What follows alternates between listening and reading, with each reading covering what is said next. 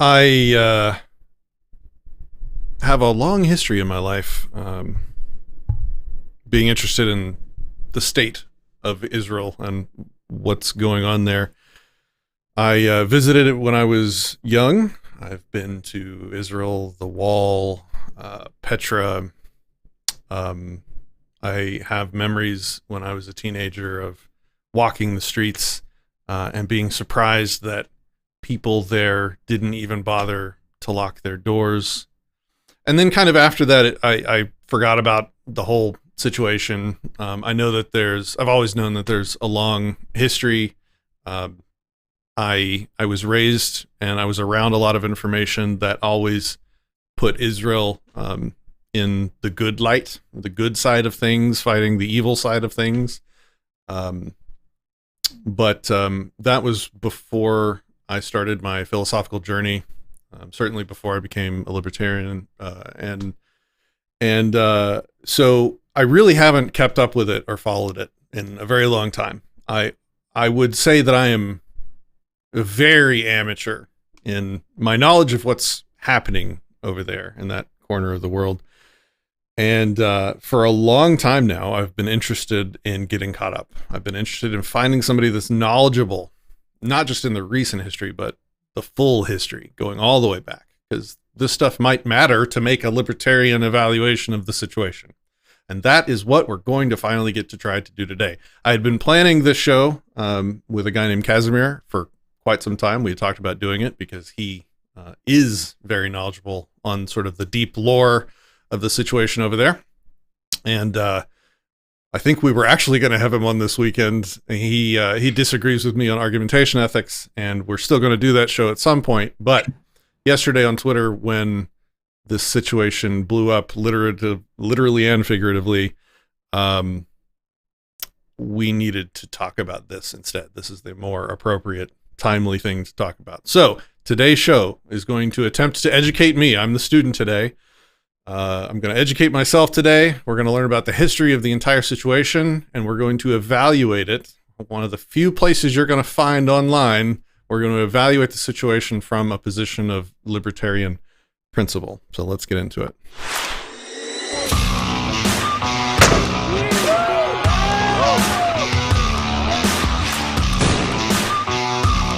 He has a plan, she has a plan, and you get to pay for it regardless. The best way to get someone motivated is to stand for something strongly, deeply, passionately. Subscribe to Disenthrall. Do as you're told.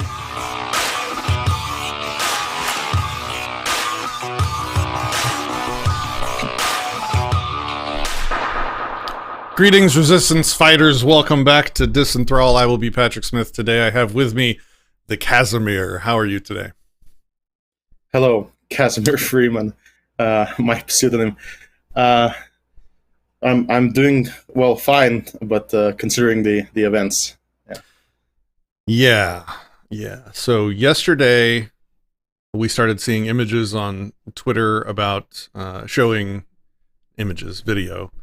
It's wild now. What a world we live in, where we get a real-time feed into things happening. Like I watch in shock and amazement that we have a near real-time view into the Ukraine-Russia conflict, where you can literally see soldiers shooting people and soldiers getting shot. And for the first time ever, we have a real-time window, though sometimes politically motivated, and we could talk about that, a real-time window into what's actually happening, the bodies that are actually being destroyed over these various ideas like nations and territory and things like that.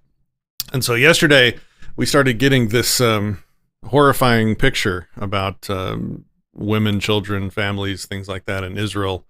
And we can get into current events more later, but shit's going down in Israel. And I think it's a good time to talk about it. I mean, a better time than ever before to talk about it. And I wanted to bring you on because I've watched you talk about it before. We've had long conversations in Discord about it. You are very knowledgeable to the point where you even have a presentation that you've given before. You've given this talk before. You've had debates on this topic before. So if you could maybe Let's start with you telling us about yourself and your background in regards to this specifically, like why you know how much you know, and how and yeah, just kind of tell us about yourself. Sure. So I was born in the Soviet Union towards the collapse in a city called St. Petersburg, Leningrad at the time. And then I had my family, who was Russian and Jewish, also a little bit of Austrian. We decided that we're not going to wait to find out how the collapse of a giant empire plays out. So we're going to try and and move away. And some of us moved to the United States. We received an Israeli visa invitation, whatever that was, first. So our family split off, and for some like 10 years, I lived in Israel. And my political opinions were very much like anti-communist at the time on the inertia of leaving that system. And then transitioned more to some type of minarchism, and then also, very much reading into the American history because we planned to reunite families, and I planned to become an American citizen, which happened in over several years after the year 2000, and from there, in terms of political evolution, I was initially, as most young people, really dumb about things. I didn't understand things, but I always had an anti-communist bent. It was very hard to convince me of that propaganda. And that's why we're friends. I think that's why we're friends, yeah. I think the closest that I've come to that is watching Richard Wolff condemn our Wall Street, that Richard Wolff, in 2008, when everything was sort of collapsing and my market was affected as well, but then getting a job on the industry side of things and noticing how how people who actually create stuff for a living, how they approach work, and I realized that they don't consider it themselves exploited. In fact, they don't want nothing to do with the management. So that shifted me quite significantly into again, freer market, and a natural progression from that is eventually you encounter a smart ad camp, not one of the kids, and then you hear strong arguments. I started debating online, and then I started debating against childish ANCAPs, but then I encountered stronger ones, and they beat the statism out of me gradually. So right around 2020, we all got into Discord because of like the pandemic and lockdowns. Everybody wants to see human faces, and those interactions with very strong thinkers got me to start actually reading Hoppe, reading Rothbard, reading articles, and so now if I describe myself like a little bit of ideology these are the tools I will use to analyze the current situation. In terms of the core, the non-aggression principle foundation, I would call it almost deontological. Yeah. I don't have any question about which type of means we should use to resolve any problem in the world. I have moral goals that go way beyond libertarianism, but all of my means have to be non-aggressive, and I apply it quite strictly in real life as well. And that's also why we're friends. Yes. Partly because I was watching your streams, and even though I'm an annoying comment guy initially, we do agree on many, many, many things. Argumentation ethics is completely like irrelevant, I think. We agree so much it's sort of like useless in a conversation. It's better. It's better than that. It's that you know how to disagree in the best of possible ways, rather than just name calling and feeling at me. Yes. Like most people, they just feel at me when they disagree. That's the best way to describe it. They feel at me really hard. You actually bring arguments and kind discussion, and even though we may disagree, you're one of the people that can understand that we can be friends and we can even work together towards liberty, even if we disagree on how to get there. And the number of libertarian types that I can say that about is sadly small. So even though I'm a filthy gatekeeper, absolutely filthy gatekeeper. There's nothing filthy. There's nothing filthy about gatekeeping. Like that's exactly controlling the borders, private borders, yes, ideological ones. Okay, so I guess what I'll do next is I kind of briefly gave the audience my history with Israel. I think it's important to call out any biases or conflicts of interest that either of us may have. So for my part, I have no like actual conflicts of interest. I do have a bias, probably a small bias, seeing as I've been to the country. I've grown up with people that work in and around Israeli Hebrew ministries. I was raised religious, and there are ministries that go over there, Christian and Jewish ministries that go over there and do things. And I grew up in that environment. So I think I probably, if I had to call out a bias, it would probably be, hey, I was raised to sort of really appreciate this culture. And so when I hear the narratives about Israel as the aggressor, the bad guy, my first instinct is to reject those until I see better evidence. So that's my starting point. But that is all from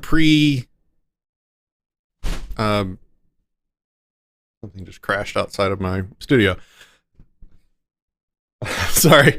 So that's all from sort of libertarian philosophy, Patrick. So in regards to this, I'm totally open to being wrong, to discovering that Israel is the aggressor, the historical bad guy.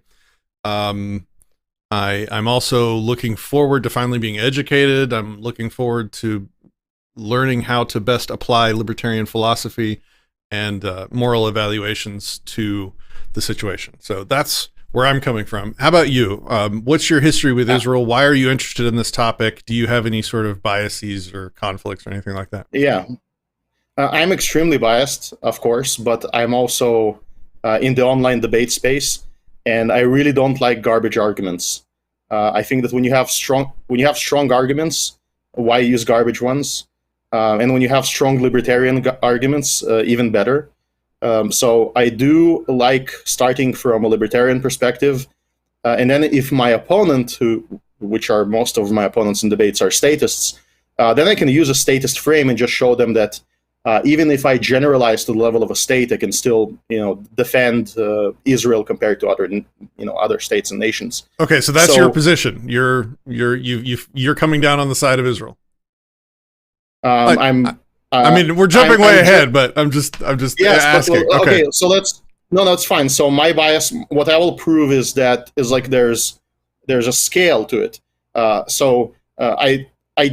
think that the final picture is everything, all of these states and gangs splitting up into covenant communities, a very detailed restructuring of who owns what, with who has proof of ownership, with the proper pedigree, with any counter arguments having to present, with presumption of innocence and all of that stuff. So that's part of my picture towards a solution. But morally, I do believe that one side has an advantage here, and I'm going to argue that as well. But don't confuse that with means. Now, I'll speak more about the bias. So in terms of personal experience, I came into the country just as the labor left came into power when I was a teenager, and they started a reconciliation peace process in Oslo. And my experience from that was they were very, very highly optimistic of that, and we believed that it would work. But what we received is violence, and the violence was directed at the most sort of leftist liberal people in the country, which is in Tel Aviv, Disenthrall Street, the central, Broadway business street in the city, experienced many explosions. My bus line that I took to school for high school for many years was blown up. Some people in some relatives got really close to getting hurt, but just by luck were late or dodged those bullets, explosions.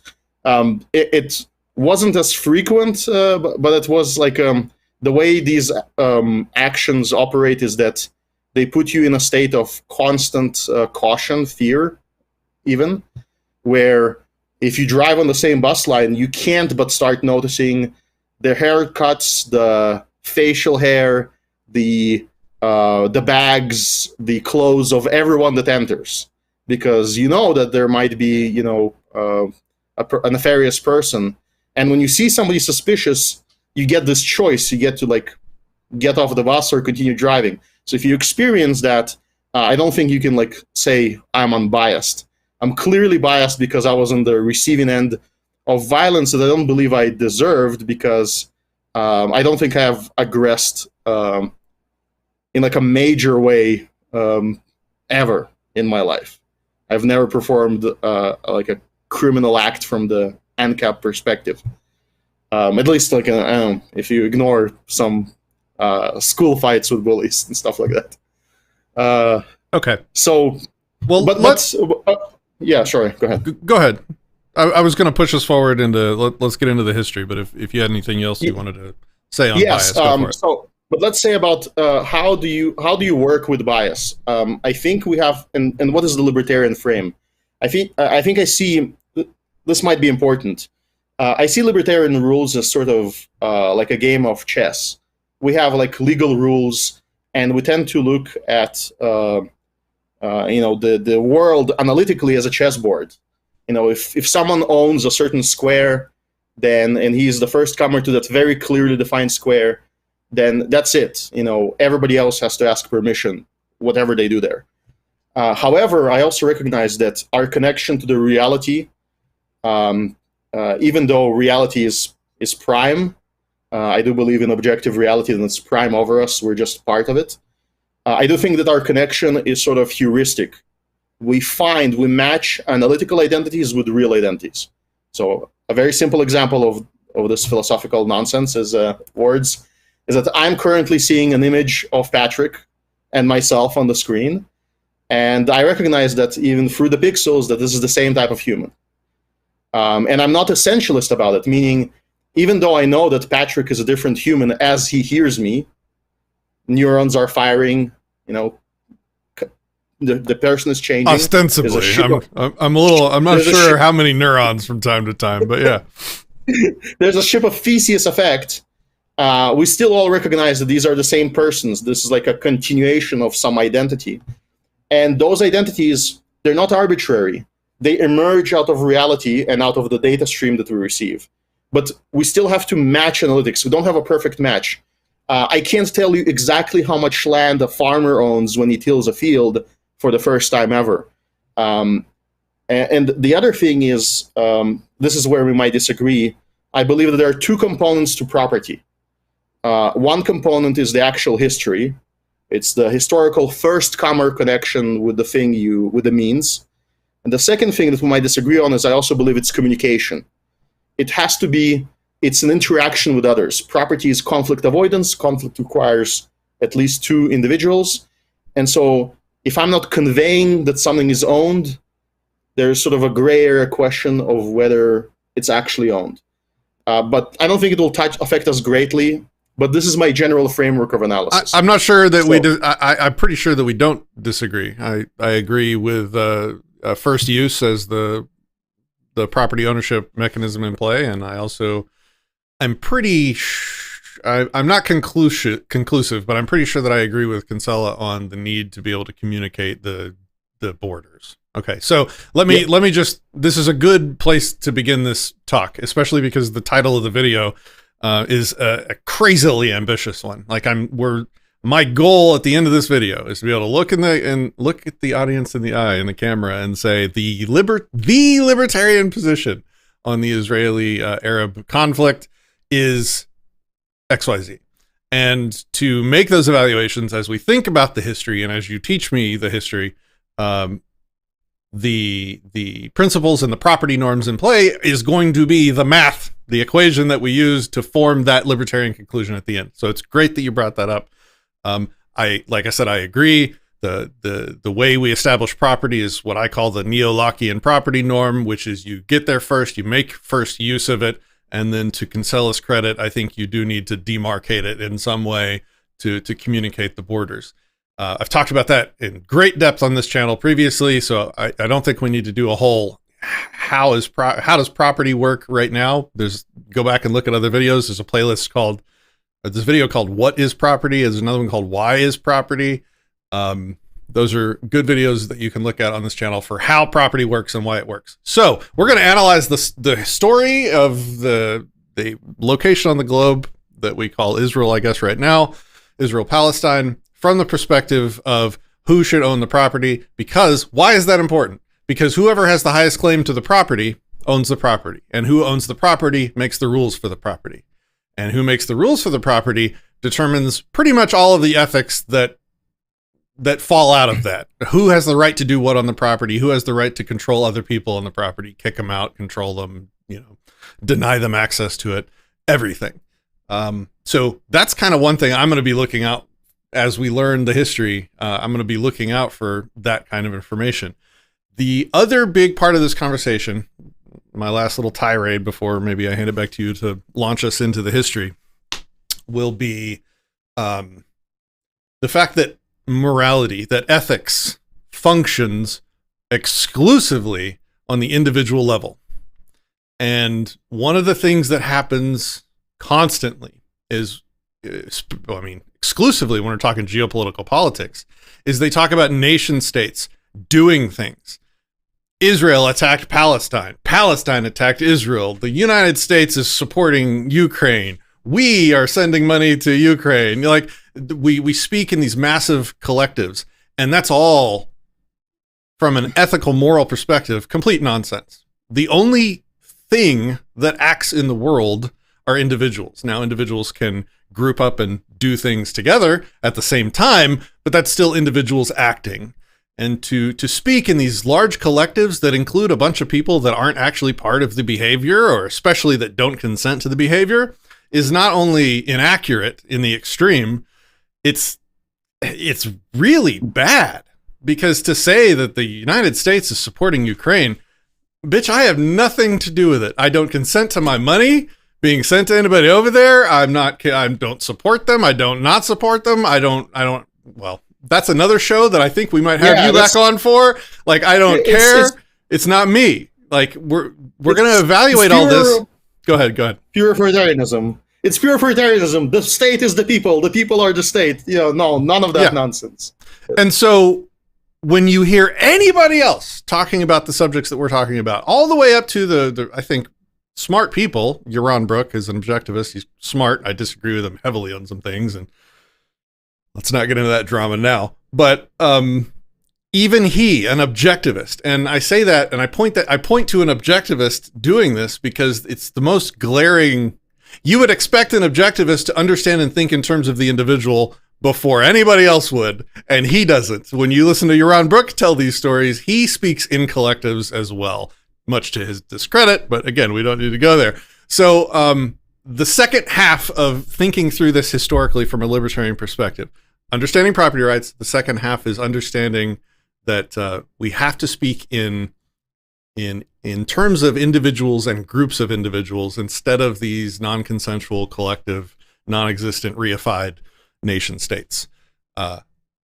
Anything else? So I'll basically hand it to you now. I'm ready to put my student hat on, and let me know. And you gave me a PDF with some slides that I can show. Just tell me what you'd like, and I'll make it happen. We can look at the slides and go through them. But I think that because I'm mostly so, first of all, there's also libertarians that apply this collectivist frame, which is why I was first sort of quite infuriated about this topic and started addressing it even more, because there is There's a very famous name, Scott Horton. There's the Libertarian Institute, and there's antiwar.com that have a particular viewpoint, and many libertarians share it. But I believe it suffers from this type of analysis that collectivizes. And I think you can collectivize a little bit, but only in the sense of people have shared morals. But it has nothing to do with the legal evaluation. So maybe objectivists suffer because of that, because they like tie those too closely together. Okay, so these were debate points for debating a statist. So some of these are anti-statist positions that I like. There's a slide with a solution. Okay, these were my talking points. Let's see. Yeah, we'll go over all of these. Defense against aggression. Now, post-Soviet propaganda is very interesting here because I believe that is a source for much of the sort of leftist narratives on this. Israel started out as a Soviet ally, and then very quickly became a neutral country, or more like a France-Britain ally, and then became an American ally much later on. And so because of that, right around the 60s, a lot of Soviet propaganda was directed straight against Israel, and many of the talking points are sort of statist talking points are repeated. But let's... the other point I wanted to make is I don't think history is a really good argument for libertarians, and especially for Jewish people trying to be consistent about this, because it's way, way, way too murky. Like the Bible describes atrocities committed by the Hebrews as they conquer Judea and Samaria. How many of those stories are true? What was the level of aggression and provocation in them? No one really knows, and this is not really something that I would dare judge. And so that deep level of history coming up to kingdoms, Judea, Samaria. This is where my slide would start. And the Romans, many Jews use this argument, but I wouldn't. So I want to just go over it really quick. And if you want, you should read through that history. So let's skip forward until we reach. James Freeman, good to see you in chat. Christian, good to see you. Christian says, "Who deserves the blip blap? A case study." Yeah, sorry. If you could kind of maybe tell it like a story, like tell me a story about history, that would be good too. So, and just tell me if you want me to flip through slides or whatever you'd like. So. Yeah, so this slide is like a spoiler. My actual solution, which is quite obvious for an ANCAP. Let's not look at that. But we'll return to that, I guess. Okay. So Judea and Samaria become Palestine. So first of all, the region is always on a crossroad of empires. It's on a crossroad of trade routes from Africa to Europe, to Asia, and to the Far East. And so it always has some population, and it's always quite diverse. There are many tribes. But at one point, the Hebrews, according to at least the Bible and some of our archaeological sources we can find, they conquer or gain control and start building and homesteading on the region currently known as the colloquially called West Bank for a particular reason, but used to be called Judea and Samaria, for the kingdoms that got established there. And then there's also, in the late Bronze Age, there's various sea people coming from Greece, from Crete. Various mixes of people start attacking this entire set of civilizations. And they have various other cataclysms that befall them about 100 years BC. There's a sort of a temporary collapse. And those people, as they conquer, they also settle coastal areas. And some of them settle the area that's currently Gaza, and they become known as the Philistines in the Bible. And they're like the enemy of the Hebrews. They send chariots against them, and the Hebrews are the mountain people that don't really fight chariots directly, because chariots don't go to mountains. So there's whole biblical stories that happen. Those are irrelevant to a libertarian perspective, but you should know about them. So where does the name come from? The Greeks, who recognized the Philistines as part of the Greek sort of ethnos that's operating in the Mediterranean, they keep referring to them as Philistines and the area as Philistinian in their very ancient writings and historical writings we find about the region. They don't really know about Jews in Judea necessarily. And then, as Judea becomes prominent as a kingdom, it eventually gets conquered by various bigger empires, and eventually becomes conquered by the Greeks, which doesn't change the name. But then when the Romans conquer it, they're really annoyed by the rebellious nature of these annoying Hebrews. And so what they do is, according to some historical sources, they do ethnic cleansing. They take a lot of slaves. They reduce the population by some estimates by 80%. Not necessarily by killing, but mostly by just dissipating people. The amount of people, some estimates 500,000 to 1 million, maybe 2 million. So it's very vague that far in history. And they also change the name. They don't want Judea, obviously associated with the Jews. Judeans, they want to change it so they know that there's a ancient sort of insulting name, enemy of the Jews, that is Philistines, and so they call the region Syria Palestina, and they combine it with the Syrian area. And Palestine is adopted as a sort of, in my mind, an anti-Jewish name. That's why I will use generally the word Arab and Arab-Israeli conflict, because also a lot of people who resided in Palestine through the ages were not Arab, but they, if Palestine is a place, then they are technically Palestinian. They were born in Palestine. So we can skip maybe a step to something that's more important to libertarians. I won't go through like the chat. Sorry, go ahead. You have a question. Well, one of the chat had a question. They always wondered, if there's no J in the Hebrew language, where does Judea come from? Where did that come from? Do you know? I think it was Yehuda. Yehuda and Shomron is the pronunciation I studied. Yehudim, that's the people. Ivrim as Hebrews. And then eventually it got anglicized because they can't pronounce it or something like that. I'm not good at etymology, but you can read about it in etymology online. In some countries, like in Russia, a Jew is actually considered a slur because they do say Hebrews, they say Yevrei. And in other countries, it wasn't a slur because, slurs are weird. Yeah. All right, guys, if you have any questions going forward for me or our guest, put question in all caps and then your question so that I make sure and see it, because I'm watching chat across Odysee, YouTube, Rumble, Twitch, everything. So if I miss your question, I'm sorry. Just try and put question in all caps and I'll hopefully see it. So, okay, yeah, please continue. All right, so there is some evidence of Jewish presence in the Syria Palestina, like the spoils of war that the Romans were very proud of, including the Hanukkah candlelight, which is a story from a war with the Greeks, with I think it was the Hellenists. So the Jews fought against the Hellenists, and then as a result of that fight, this was adopted as a religious symbol. The lighting of the candles that lighted of the oil that lasted a week. It's a religious historical story, and they use that as a symbol of their conquest and destruction of the temple and exile. We had a question. You may have already answered this.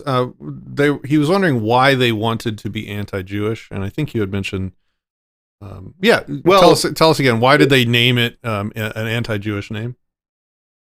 I think it was punitive action because of many very bloody and annoying rebellions in an area that is very important for the empire at the time to control.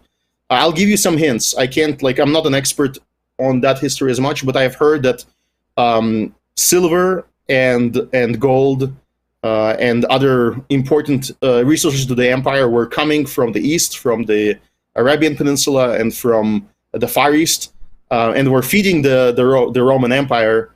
And this might be, there's a theory that it's connected to the, sort of money changers, money counters story with Christ in the temple. that it was like a major financial center in antiquity of actual converting currency and minting currency, because the region connected a lot of gold mines from Africa and silver mines from other places in the east. And so suppressing the rebellion and making sure that these annoying people don't start an ethno-nationalist movement again was very important. So they erased the name. But I don't think this is like the strongest argument. Again, this is not like a property argument.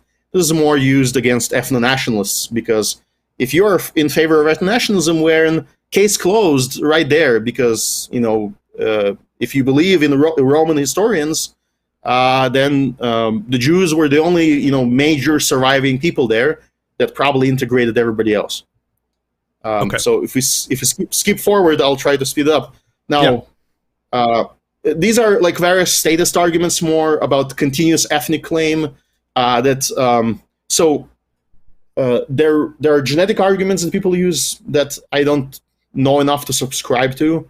But I think that both Arabs that live in Palestine, like many people that live there, have genetic ancestors that are shared, genetic lines that like just pass through, regardless of their current ethnicity. That's the nature of genetic markers. They're a bit of a patchwork. But there is also a case for continuity, that there are specific groups of people that have continuous presence, types of Jews that have continuous presence in that land, in areas around Jerusalem and around some of the mountains that are considered holy there. That was a presence for thousands of years. So those people, in any, again, ethno-nationalist claim, they have clear supremacy, and they have like the oldest land claims and homesteading claims from a libertarian perspective. There's arguments that many Jews were converted to Islam and became, now they're part of the Arab nation. I don't really find them compelling, and I don't rely on ethnic arguments in my actual debate points, so I don't really mind. I think it actually makes the case worse for them if they do share ancestry and their behavior is such as we'll present later. Yeah, I also find, obviously from a property rights perspective, these racial or ethnic claims to property is equally as collective, maybe even more collectivist than statist claims. So, yeah. Now, I'm going to skip a lot of history in the next slide if we can go, but we'll see if I can connect it. Maybe some of the audience will have. So, there is a movement that starts in Europe that sort of Europe becomes very nationalist towards the end of the 19th century. Like nationalism starts rising in prominence to replace monarchism, I would say, and there's multiple Jewish responses to this because people are very diverse. If you want to generalize them into groups, there are some groups that are religious isolationists, so they don't like really care where they live. They will create their own quarter and they will reside there, and they will be highly religious, and they don't care, sort of like the Amish. They don't care about the outside world. They seek to isolate. There is a group that seeks to just convert and integrate, many of them, and they like become part of nationalist movements. There is a group that becomes a large group that becomes communist and sort of proto-communist, communist anarchist, and their goal is to topple existing regimes to achieve some kind of egalitarian future, and we know how that turned out. And then there are some groups that say, this is crazy and it's getting really hot. Let's get out of here. Where can we go? Also, they notice that many years of exile have sort of they have like a socialist view of the Jews, which respects the labor, the working class much more than all the other types of jobs in society because of socialist delusions. But they believe that the Jews should have connection to a land, that people an ethnicity can only be healthy if it like works the land, if it's connected to the land, and if it becomes it has a certain amount of farmers and people that have roots. And so they start looking, where can we go, where can we establish those roots?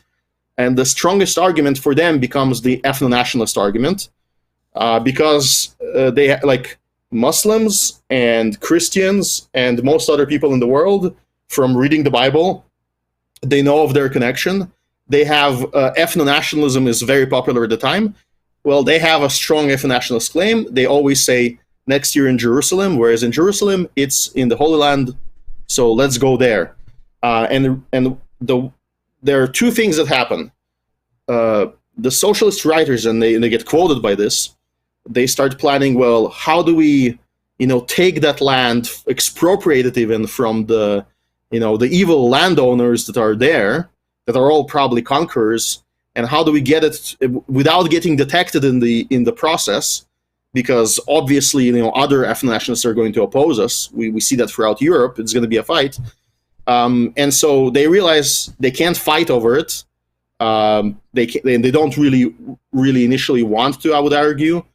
And so their solution is massive purchasing by gathering funds from everybody, pretty much, the wealthiest people. And so they start doing that during the Ottoman Empire.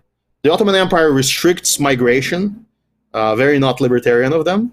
And in the strict migration, even though technically there's, I wouldn't say the land is empty like some people said, but there is room in it. It used to be home arguably to some millions of people, and it became a home to a few hundreds of thousands. So clearly there was room to farm, as was proven later in history. And that's what they tried to do. They bought land that they were allowed to buy. They built houses clandestinely using the Ottoman rule of if you raise the walls, they can't tear it down anymore if you have a roof. And they try to fully integrate within the Ottoman Empire in terms of all of their crazy conscription and other requirements. And so the purchase of land started. At the same time, Arab nationalism starts rising up.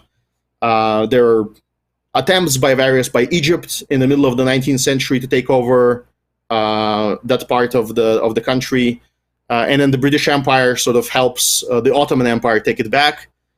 Then the British fight the Ottomans as part of the First World War, and as a result of that First World War, they make promises. The British Empire strategy of ruling the world is divide and conquer, and the way they do it is they divide territory in such a way that there are always conflicting ethnic sides.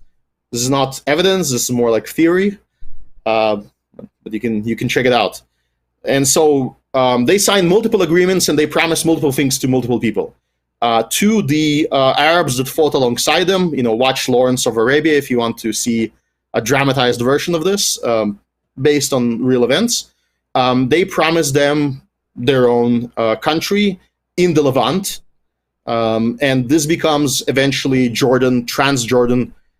So there's a Jordan River splitting the land in half, and the east bank of the Jordan becomes across the Jordan, or Transjordan, and later becomes the Kingdom of Jordan, which is given to that line of rulers that were fighting with the British against the Ottomans.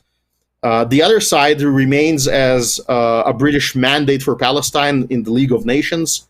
They sort of, becomes a British colony, but officially the colony has sort of a purpose now. It's not just exploitative colonization. Good Christians would never do that. It becomes sort of we're raising a nation here that will be a nation. We promised a little bit to Jews, we promised a little bit to Arabs, so this part will be like more Jewish than Arab, whereas Transjordan will be more towards Arabs. And so they make multiple conflicting promises, and these promises result in investment in the region, because they do bring stability. I mean, they're not, they're an empire, but they're quite pragmatic. They want regions to produce and grow. And so people start coming in. Jewish pioneers, they buy swamplands. And what they do on these swamplands is they homestead them in the most direct way possible. They dry them. They fill them with pipes, with drainage. And this becomes very profitable farmland. If you played Civilization, you know what they did there. and so this becomes, I think, where my libertarian argument for these people starts. The other thing that happens at the same time is ethnic friction, partly fueled by the British. I think the Arabs are very concerned because they have like a pan-Arab movement to unite the nation into the caliphate again, or to establish some national identity. There's multiple competing factions. There's like families that rule these regions that are monarchically, like familially connected. And so they see the presence of these pioneers as a bit threatening because, look, this is, Europeans are trying to get at our oil fields, which they already started to get to know about back then. And we don't want them here. And they have a very strong belief that because they are conquerors, they constantly fight among each other. And they understand what it means to do like a bridgehead. They have full belief that this bridgehead will be a place for major invasion. The Jews will try to like conquer the land again. And they make that, many politicians at the time from the Arab side make that prediction, become highly oppositional to Jews. Others, particularly members of various more oppressed groups like the Druze, who are considered heretics by some Muslims, and various other minorities, they become natural allies because they say, well, these people at least aren't going to kill us on religious grounds, so let's try to cooperate with them. And the next slide that you wanted to go to, this is the most biased slide, so I'm not sure about this, but a lot of people will tell you, well, look, there were Jewish terrorists who, did all these violent things even back then. But yet when I go to, this is a bad source, this is a Wikipedia article, but if you go to the start of like the 20s, the first Jewish terrorist organization gets established in 1931, which is the Irgun, the organization directly translated. And prior to that, there are several major massacres with very graphic descriptions that actually connect with the current history we're observing. But they happen while there's much less population, so these numbers look small, but they have a lot of impact in terms of people's mentality. Particularly deadly are the riots that happen or like scary are the riots that happen in Jaffa. And those happen when, two groups of actually Jewish communists on May Day, I believe, yes, May 1st, yes, correct. They start fighting each other in the street. Some Arab policeman tries to break them up and shoots his gun. And the tensions are so high that a group of, I don't know, I would call them probably street thugs or trash, say, that's the signal to start robbing the Jewish quarter. To do basically like a pogrom, an ethnic attack. And they perform that ethnic attack. And these are like neighbors, basically robbing neighbors as other, outsiders, street people probably, actually perform the violence. So very similar also to what we saw in the United States. There's a riot, and then on top of it, there's some peaceful rioting turns into violent rioting, turns into. You must be talking about the mostly peaceful protests conducted by Arab Lives Matter, I believe. Yes, and so this is my counter to like an argument that they lived peacefully together. A lot of people did live peacefully together. A lot of people sort of were neighbors. We're getting banned from YouTube. Sorry. Go ahead. Oh, I'm joking. Well, no. I'm joking. If we need, I can't even appeal to Susan. I can't even appeal to Susan anymore. I don't remember that guy's name. He looks more scary than Susan. Oh, Susan, come back. Susan, come back. All right. Sorry to interrupt you. Go ahead. So again, this is where the argument becomes starts edging towards the libertarian argument, where you have a group of people where you have this ethnic conflict. You don't have stability. You can have a neighbor that is your neighbor that you like interact with daily, but some of your neighbors tried to save you and got hurt, but others actually used the opportunity to rob you. And there are a lot of people that get killed are just absolutely innocent. They're not part of any political struggle. In some of these riots, the groups that are targeted are actually the people that live in the country the longest. These are not migrants getting targeted, because migrants are typically hard to target. They don't have a lot of money. They would live remote from the city. They would be more at attention. They're generally more like militarily aged men and women that can, participate in a brawl effectively and like not get easily killed. Whereas the elders and the women and the children and the families that have strong roots, they happen to be easier to target because they're more used to peace. They're less on edge. So that's sort of a short history of that. But I don't think that it's like entirely one-sided. And increasingly, it becomes a story of Jewish terror groups starting to retaliate, and the retaliation is absolutely unacceptable on libertarian grounds. What the Irgun was doing, I want to investigate at one point why. I suspect that some of them were actual like past victims. It's like a cycle of violence, 10 years of violence coming back. But many could be just like opportunist murderous people that just converge on terrorist organizations in any society. And so when you hear about Jewish terrorism that starts in 31, that's how it starts. It is retaliation of a person for a person, a random person for a random person type, which sometimes happens within hours of each other. Arab policemen accidentally shoot up, a Jewish car past curfew in some area.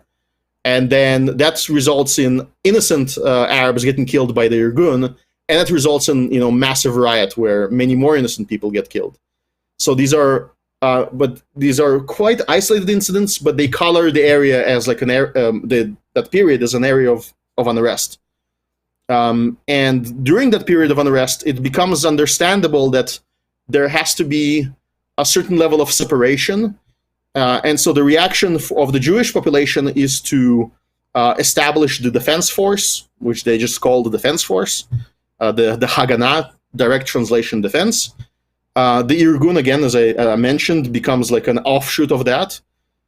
They decide not to fight each other, even though the Haganah does not support that morally, but they decide opportunistically to let these evil men do their evil thing, increasingly so. The slogan of the Irgun is very important here for libertarians to understand. And this is a slogan that repeats in Israeli terrorism as well, because there are modern terrorist organizations. Just so. The word just so means that we can only win that conflict by Jews were always victims historically. They always were like pacifists, allowing themselves to. Non-pacifist Jews were killed. If you were fighting against superior regimes, when you live in an ethnic society that's bigger than you, when you live among Christians or among Muslims, if you try to resist, your genetic line generally ends. So there's centuries of Jews that are selected to just like be pacifists and not fight. Very similar to what I believe the cultural selection that became the Amish. The reason why there are no known pacifist Amish is because they were probably dead. The people who sort of ran away and got evicted from a country and just dropped most things and left, those survive. People who fight back generally die. And so these ethno-nationalist extremists, they decide, well, enough of that nonsense. We're going to respond with such viciousness that we're going to literally terrorize the other people into thinking twice about attacking us. And while this is very bad, you have to recognize in that region, that is how most groups defended themselves. The Muslims would want to attack the Druze, but they would know that there were many Druze men who would disappear into the hills, and after the massacre is done, they would reappear in the night unexpectedly in another place, and they would do to you what you did to them, quote unquote, really not. They would target innocents. But the threat of that retaliation was like a mutually assured destruction that kept people more peaceful than they otherwise would. Even though obviously completely unacceptable from a libertarian perspective. So this is why I think that this is where the conflict becomes very morally complex, if not ethically complex. Ethically, it's quite simple. This is criminal. But morally, or sort of not even morally, as like human understanding, you can understand why people could have done these things. However, also with every sort of good cause of like being the strong man, naturally, if you want to be a mass murderer, the best group to join is a group that takes law into its own hands. And so I do believe that that's also happens in every single one of these movements. Is the most chaotic and destructive people gravitate there because that's where they can sort of justify their actions as revenge. Let me repeat what you've covered so far back to you to see if I'm following. So a summary might be that the British Empire set up a bifurcated area. On one side of the Jordan, it was Jewish. On the other side, it was Arab. Later, Jewish people purchased land and homesteaded it.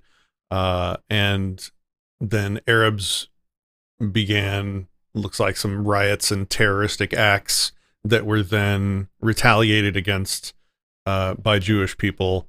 And that's kind of, how's that for a summary? That is part of it, but okay. I'm going to go against my bias and add some complexity.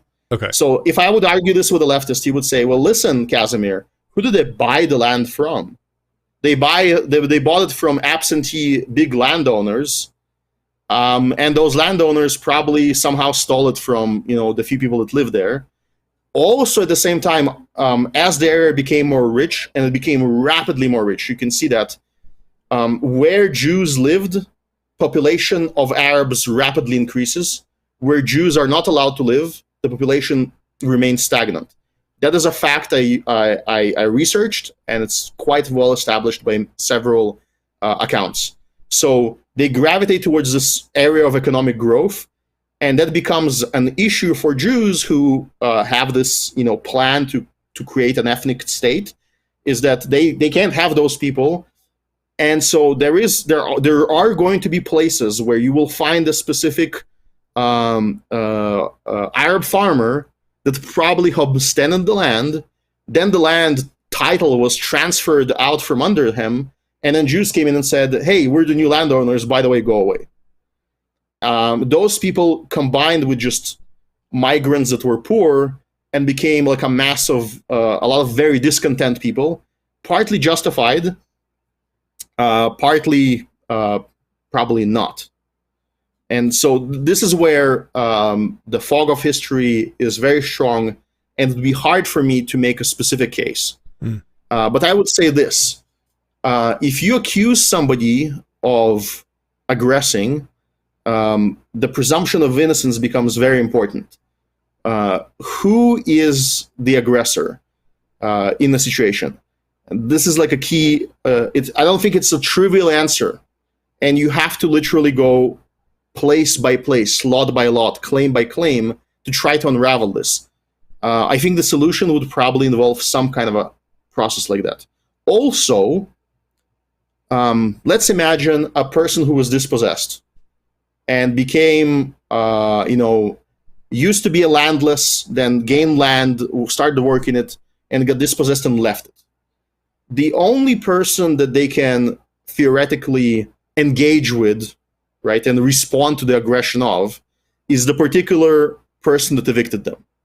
But because the region is collectivist at the time, well, this is also important for our perspective. No libertarians exist. No ANCAPs exist at all. This is like proto-anarchist at the best, and not very popular. So these people would just start attacking other people at random.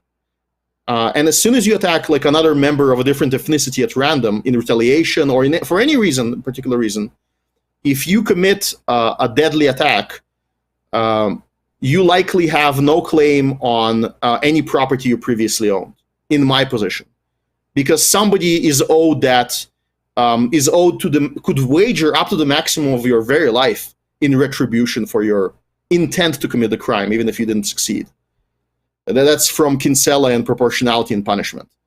So this is where it becomes even more complex to find out who is innocent and who is guilty. Because at any moment, if you harm an innocent, you're done for in terms of property claims.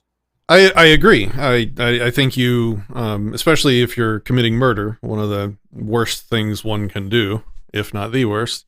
I can't imagine you having any demands for having any rights at all in property or otherwise from that point forward. I think we're at an important fulcrum for this story, which is the answer is it's messy as fuck.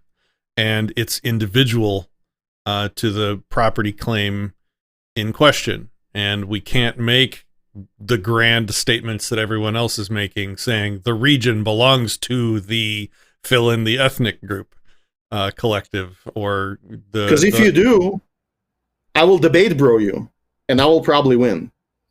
Yeah, probably. And rightfully. I think... So that's important. So the question is... Well, we'll get to what... So what should happen from a libertarian perspective is that there should be, a bunch of arbitrations where a bunch of people show highest claim to the property, the one with the highest claim wins, and the land is probably going to be divided up amongst individuals of varying ethnicities, and that would be the peaceful solution to the situation. Do you agree, or do I have that wrong? I agree, but there is a cultural realism perspective from this. Okay. I think that a person that was, I see the chances of a person that was raised from a young age into an aggressive mindset, like an aggressive, not as in like angry, but an aggressive as I have the right to attack others. That person would be, there's a question of even at that moment, I think maybe not an ethical question. Yes, they become the property owner, but the moral question is how long that will last. And my wager is that it's going to be not long. So it's going to be very close to a sort of situation where you're a property owner, and on the periphery, you see out of your window that outside of your homestead there's a crowd gathering, and they happen to hold weapons, and they haven't aggressed yet. But at some point in the future, you're like, if you're thinking logically, you realize, well, they shouldn't be here. They're stopping for too long. They're looking too menacingly at me. So that's the other complexity there is when you resolve this, you also have to look at who the person is and what they're likely to do. It could be a reasonable argument that I don't expect this person to be able to live in a peaceful society. Okay, this is maybe too much, but what I want to go to is so I've said words, but words don't convince people. Could you pull up the map of property ownership that's like combined? Yeah, it's one of the slides I also had. The map you sent? Let's see. Yeah, the many colors map. Yeah, we'll talk about this one. So this map, if you can zoom in. This map was created by a compilation. I will be able to provide you with source documents that made it up. And this map is the closest version we have of actual property claims. We don't know each particular person who owns like swaths of land, whether they're an aggressor, therefore the claim is just invalid. But I will want to point out several important observations just from this. So, first of all, the legend. Blue, dark blue is Jewish-owned solid. Light blue is state land that is allowed to be used by Jews, which is in libertarian ways means Jews just homesteaded it. Tough luck, for the statists. If you use it and the state provided you a lease on it, actually, as you perform the lease, you become the owner from that perspective. You're the first user. So there is some pattern you might see emerging here that's important. Jewish purchases seem to be clustered along the coast, and there seem to be many of them. There's one blip closer to Patrick's Head, which is Jerusalem, in the middle of the Judean and Samarian or the West Bank Mountains. This is where there's major, in the old city and surrounding it, a major Jewish ownership of the land that goes very far back. And in the coastal areas, well, why are they so clustered? Why aren't they just like mixed up? Because of the white papers in the 30s, the result of the Arab riots, labor riots, and further riots in 1936 were concession from the British that we will implement ethnic division of areas where Jews are allowed to purchase land. And they basically ethnically segregate the country by law. If you look on the original map that was submitted to the United Nations, you can see a description of that law. Is that the other map you gave me? The second map, but we don't need to look at it. People can find it online easily. If you go into the legend, you will see it says like Zone A, no Jews allowed. Free zone, Jews can purchase. And if you see what happens is Jews purchase as much land as they can in an area where they're allowed to. And the reason why not many things are purchased in the South is because the South is a desert. So if there's a town in the South and the Jews are allowed to invest in it, they invest in it. But like the rest of the area is basically barren and unused. And so there's a free zone in Jerusalem. Again, Jews purchase or lease it. There is the Jewish Fund, which is like a sort of socialist organization, a corporation. And the green is private ownership. So the entire zone where it's sort of free, where they can purchase land, they do. My argument is that this is already aggression on behalf of like the British more than anything else. And in part by Arab leaders that say, you know, that support this policy. I mean, who gives them the right to prevent any group of peaceful migrants to go and homestead empty land? And this is the other important point. If we go back to the previous map, which does include an estimate of Arab, the green is like Arab-owned land. There's a lot of just white on the map. White is unused, underdeveloped land. The territory currently there is like over, I believe, 9 or 10 million people living there together combined, maybe even more, with modern technology. But even with technology of the time, you could have had easily like 2 million people, like quadruple the number of people living there. And so here's the moral question and the ethical question. On which grounds do people reject the move? Go ahead. Let me ask one stupid question because I failed geography. Sure. I'm terrible. Where's the Jordan River? The Jordan. Do you see? Right yes. Okay. And do you see the lake behind, like right next to your shoulder? Yeah, that's the Dead Sea. Okay. That's the Dead Sea, the lowest point in the world and also the saltiest. I've been there, and I couldn't point to it on a map because I'm an American. Okay. That's funny. So and Transjordan would be where your head is. Yes. The British put the Arabs on this side and the Jews on this side of Jordan? No. So, or is that what you were talking about, or is that different? So in the 20s, they got the mandate. And within 1 year, they have promises to various factions. And they take the Transjordan side, which is the side where your head is, and they give it to a particular ruler, a particular king that establishes the kingdom of Jordan that still exists to this day, ruled by the same dynasty. Okay. Yes. And so they just flat out say, no Jews there. You know, all Jews that are there move over to this land. And now this land, we will, after 1921, we will promise and we will develop it to a Jewish, state and an Arab state in this land. We'll split it up. Okay. That's what the British decide to do. And they implement immigration quotas. They don't allow, they like turn around ships that are trying to flee from Europe at certain, hard to talk about points in history. So I'm sorry. Yeah, you're right. I would, just to be clear, because I was smiling at a comment, not what you were talking about.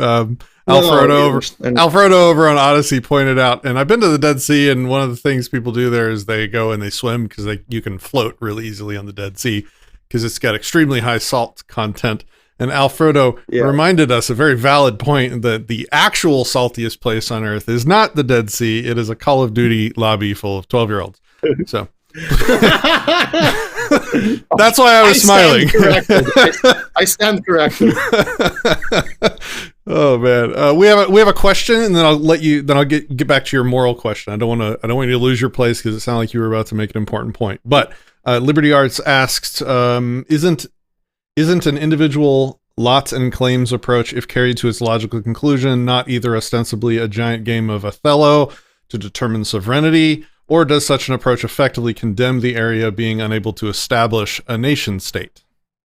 Yeah, I don't think that nation states should be established, but I am a Hoppe appreciator. I don't use the term Hoppian because it sounds like a cult, and many of them are, don't read Hoppe. Read Hoppe if you call yourself a Hoppian. Damn it. Agreed. But here's what would happen. So I think that in order to legalize this mess, there has to be trading going on during the process of negotiating a solution. There is no point for an Arab Palestinian to want to get back to live in Tel Aviv. I'm sorry, I just don't believe it. If they do, I would want to see like some fairly compelling evidence that they're not part of some nefarious organization. But I don't know, like maybe that's not libertarian at that point. I think the process of like unmixing this is difficult. But my vision for the future would be covenant communities where, you know, Orthodox Jews want to live in their own enclave. Go ahead. The crazy leftists in Tel Aviv that want to, you know, have straight Pride Month once a year and gay Pride every other, month. They can do it in their own covenant. And the way it should happen is property owners signing contracts with each other where they make ownership of their territory conditional on some adherence to a set of rules. Conditional title transfer is very functional to establish large, fairly large communities. Okay, for people following along, I'm putting links to these images in our Discord server. So if you want to like zoom in and look at these closer than I can show you here on stream, join our Discord server, disenthrall.me. There's a link in the description. Disenthrall.me/Discord for a join link for our Discord server. And I just put the images there right now. So if you hop over there and join that, you'll be able to look at them for yourself. All right. So, do you feel, were you done with answering that question? I want to make sure I didn't cut you off. No. I think so. But that's okay. Up to the person who asked it.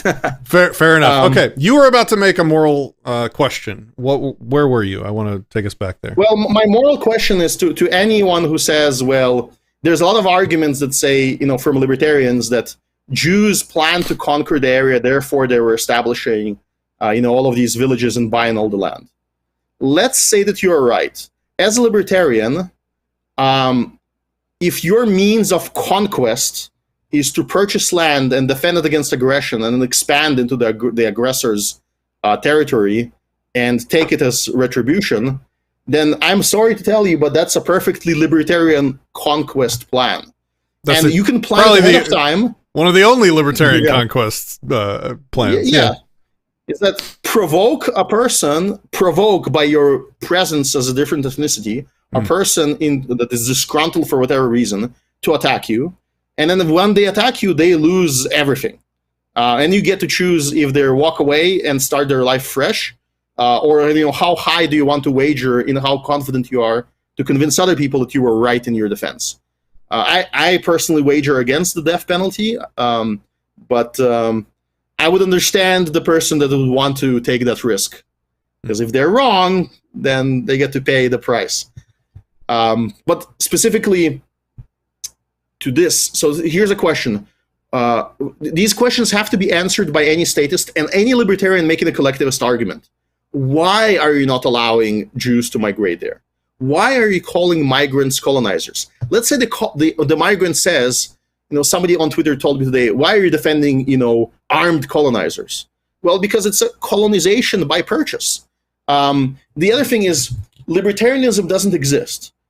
I'm judging them with the harshest Hoppian modern contemporary 2023 vision of property rights. Yeah, it doesn't even have to be Hoppian, that thing. Yeah. They didn't know about. Oh, yeah, exactly. But they didn't know about that thing. Rothbard writes his first book in '62. Yeah. And I would call that the birth of ANCAP, and he makes mistakes. Mm-hmm. So there's that, right? He doesn't answer the question clearly either. We're still debating it. How much you can homestead? Is there forestalling involved? It's wild stuff.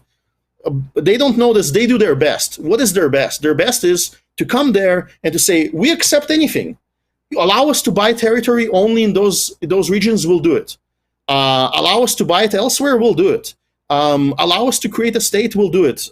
United Nations Proposal 1, we'll do it. United Nations Proposal 2, we'll do it. If you go down the slides, I think I included those proposals. I include some... can you actually scroll up? This is interesting. The face of the person. So it's very important for libertarian perspectives to do something like this. This is a man who was Heimbrenner, a pioneer of a writer, a pioneer of modern Hebrew literature. He took the ancient Aramaic language. He took the Germanized Yiddish. He took the language of written the Bible. And he was one of the people, lesser known people, who were writing on how to create a modern language out of it, how to integrate it with English and other meanings and include all the modern meanings in language. He gets killed in the Jaffa riots. What did he do but rent a space next to a farm? He didn't do anything. And yet he gets killed on ethnic grounds. And anyone who calls him like a colonizer, an invader, just is not a libertarian. Anyone that collectivizes his death is not a libertarian. And maybe a fault of my presentation here, I don't include a similar Arab, but I should. That'll be the correction. Should include an individual Arab that was killed by a Jewish terrorist, to say that that person was also innocent. I think that's a flaw in the presentation. I ran over time with that presentation, so and I'm clear in my biases. So there you go. Well, multiple times you've called out biases in your presentation, so I think that's about as good as anyone can do. Is highlight their own biases. So good job. Speaking of biases, this strange concoction is my version of compote. So it looks scary, but it's actually just fruit. I didn't even see it. What is it? It's fine. Oh, okay. It's all blurry. We can't see it. It's blurred out. Good. All right. So, is there any other slides that you'd like to go through here? Yeah. So this is a good one. The dark area is like mountains, where if you see it's hard to see on the map, but this is actually a map from like the Jewish propaganda outlet currently contemporarily uses. I appropriated their images, but and I combined them a little bit. But they give you you should look at the geography, look at like a satellite image from, a Google Earth or something, so you can understand what's going on. Judea and Samaria were mountainous regions. And so the area that's called Judea becomes the West Bank. The area that's ethnically, in terms of like the archaeology that you can find in it, becomes the most Arab because it's the most defensible. It's where people who fight each other want to live. They don't want to live in a swamp. They don't want to live in a valley. They want to live on a hilltop and farm the little valleys in between. That's what they do. And so Jews are allowed to buy all the exposed lowland and coastal land and swampland. That's like where the runoff goes from the mountains. And they also are allowed to buy, go ahead, buy all the desert land, except the area where Gaza is. Don't buy that because there's still Arabs living there. So this is the UN division map and also the land purchase map overlaid on top of sort of the topography. Okay. And in terms of arable land, at the time it was only 14%, but because Jews heavily terraformed the land, they increased the amount of forestry in their territory. So the modern complaint is that the Arabs were awarded less fertile land than the Israelis, so that wasn't fair, and that's part of their complaint, when the truth is that it was more evenly awarded. It's just that the Israelis improved the land that they had more. Is that what you're saying? Yeah, well, they were awarded land that was considered, some of it was considered good, but much of it was considered sort of requiring major investment. And like many other like migratory homesteading groups, they performed a miracle of homesteading.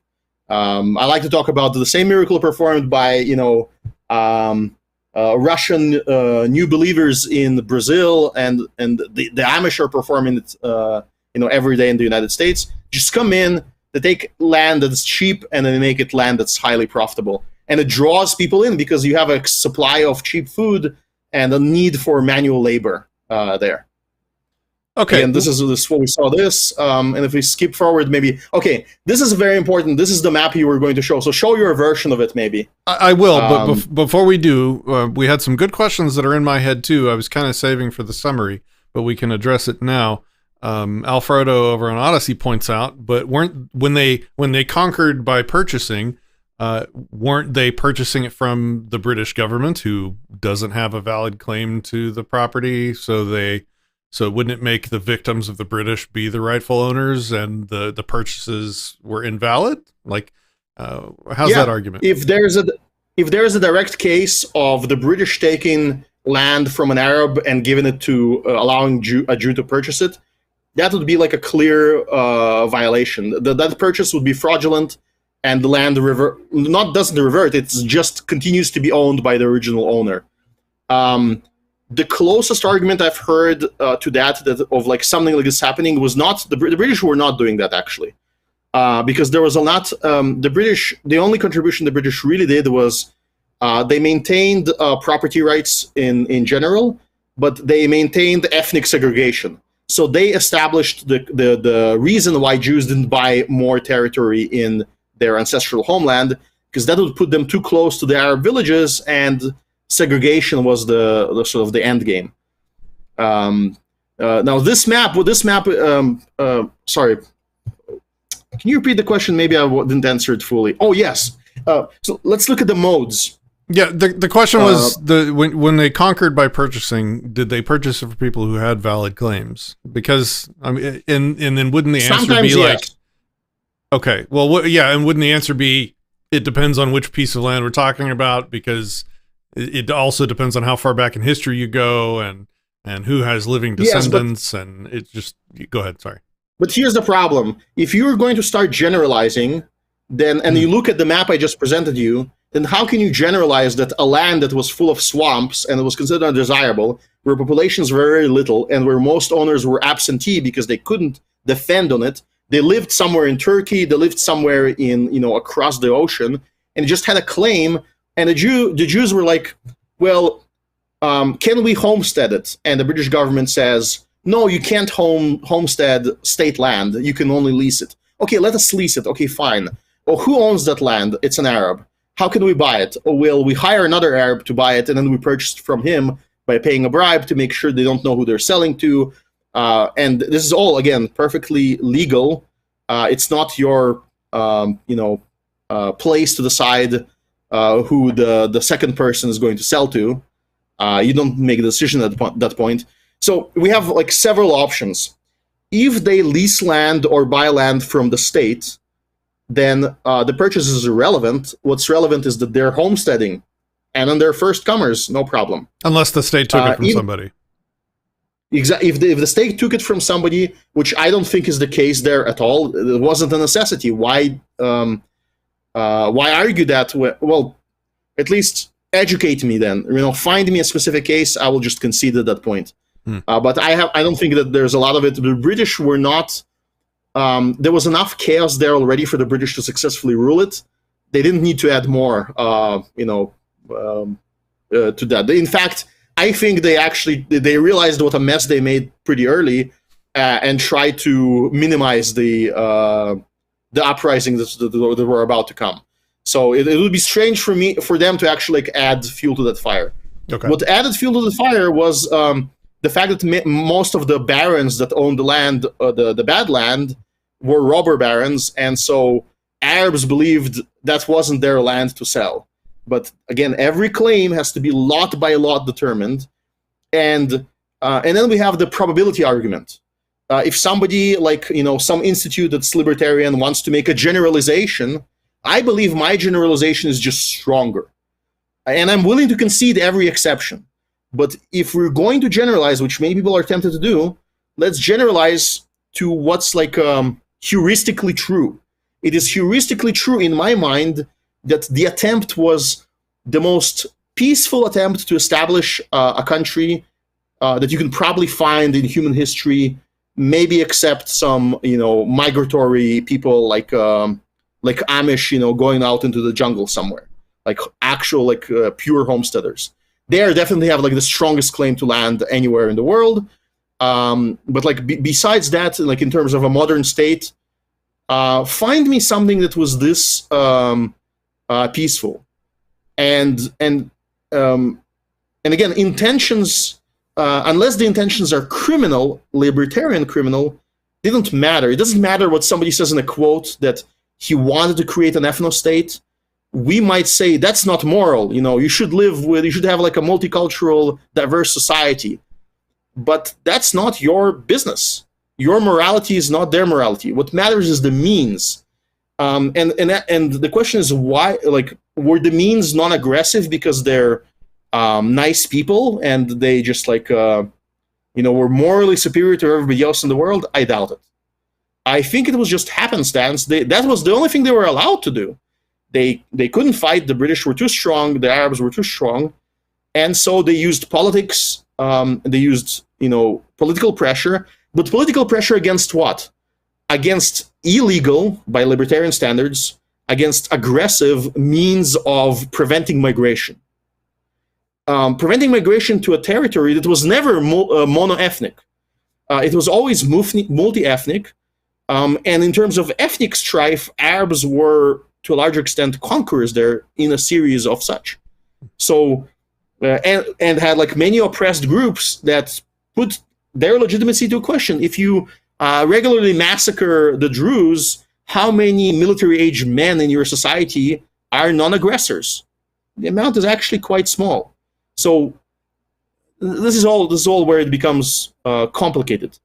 Okay. And this is why I believe I can even defend a generalization. But do I need to as a libertarian? Actually, no. I should just make individual case after individual case and concede any case where you find me evidence of a non-aggressor getting dispossessed. Okay.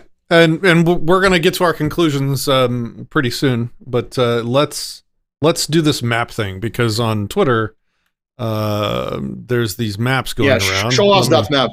Let me locate. Yeah. Let me locate the maps. Let's see here. Ah, yes. This one is going all over, and this one as well. Unprovoked, they said.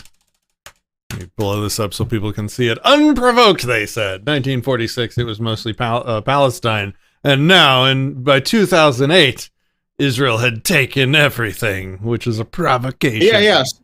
So what? Yes. Now look. Go ahead. Sorry.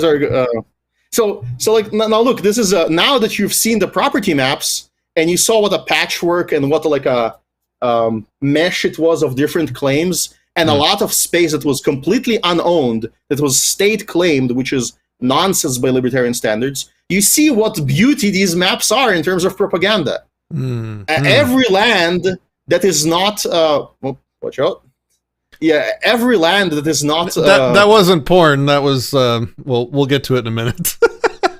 There's a weird orange handle sticking out here, but that's anyway. Sorry. Go ahead. we'll get to that video in a moment.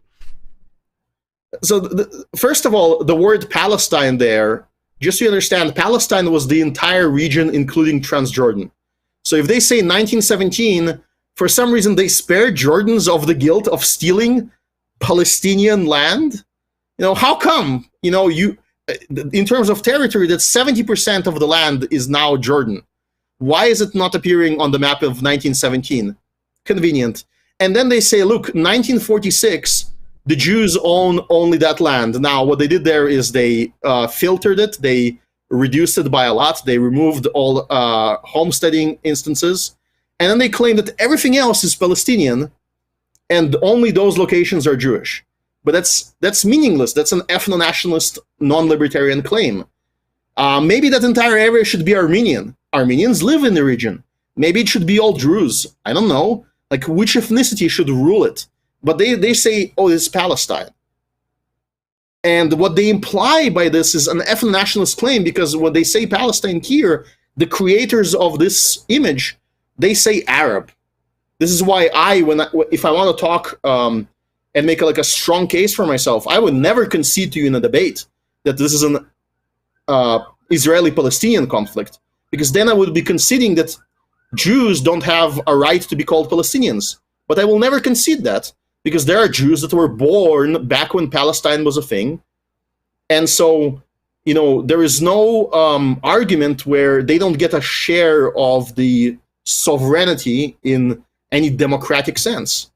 Of course, I don't need to make that argument because it's all garbage, but it's there, and this is what they're doing. This is a map of alleged sovereignty, of political control, and they claim that Jewish political control extended only to areas that they could defend and own in that 1920s map. And then there's the UN partition plan. Again, they don't show the maps that we'll show possibly briefly of the offers that were rejected, but they show that this is a growth of political control of the Jews. Technically, yes, but it's also a growth of political control of the Arabs. The first partition map would have been the first Arab independent nation that region in human history. Okay. No. We'll go forward. There is a reply to the political. We're now talking about statism. The property talk is over. We're now debunking statist arguments using statist logic, right? Okay. So this is a statist argument, and this shows a loss of political control. And this is the counter argument. If you want to talk about statist political control, then in 1946 there was never in history any Arab state there. There were Arab state-like structures. There were parts of empire that have self-rule. That's the argument like a Palestinian Arab would make. He would say, well, listen, Kasimir, we had self-rule, we had like local government. Technically, we were part of a big empire, but that's the empire's fault. It's not our fault. So actually, we had political control. And I would argue, arguable. Still, a guy could come from the Ottoman Empire and tell you that you don't own your home, and in fact, you're conscripted, and they did that. So effectively, they did have political control. And if political control is a thing for you, then tough luck. You don't have the argument. And then in 1967, again, there's no political control by Palestinian Arabs anywhere. This is the end of the Six-Day War. But there's the areas that are gray are all controlled by states: Jewish state, Egyptian state, and Jordan. They still control from 47 to part of 67. They control the territory. In the Six-Day War, which starts at 1967, Jews knock out Jordan. And so they take over what is called the West Bank. And then the first official political control that Arabs ever get in that region by the statist standards is 1995, the Oslo Accords. This is the point this map is making. So if they want to talk about loss of political control, the trend is actually reversed. They had none, now they have some. And I would say that with the 2007 is they show the complete abandonment of Israeli control over settlements in Gaza. So Gaza became unoccupied around 2007. Completely. Full withdrawal. There are counter-arguments like, listen, there's still border control, there's still trade restrictions. True, but there's also aggression. So, which side do you want to generalize towards? These are all separate points for an entire debate. And this, to me, is another important defeat of the statist argument. If you compare the 37 map to the property maps we've seen, we see a trade of territories.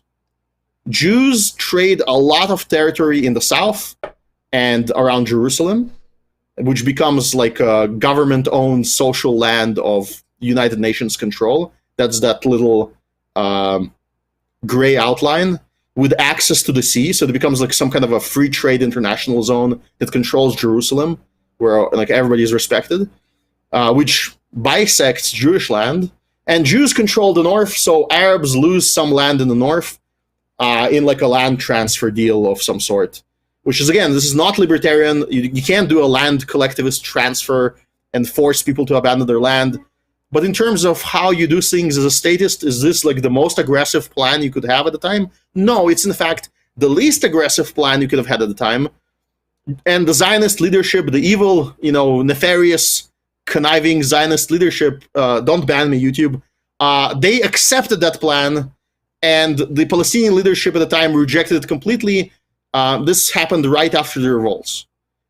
So their loss of potential political control was a result of rejection and a step more towards aggression. When a civil war starts, by 1947, it's full-blown civil war. Jewish debaters and people like Yaron Brook might say, it was Arab aggression. I don't know. I could make a narrative that it was Arab aggression that escalated into a civil war and the Jews were right. I could also make an argument for the other side there. But I know that, again, in terms of political major central leadership that existed, acceptance, preparation for statehood for Jews, rejection and war from the Arab League. Important historical tidbit which we'll arrive at soon is the free no's that existed. There were several times in history that most Arab leaders convened together and decided on what to do with these annoying people, and they just said no to everything.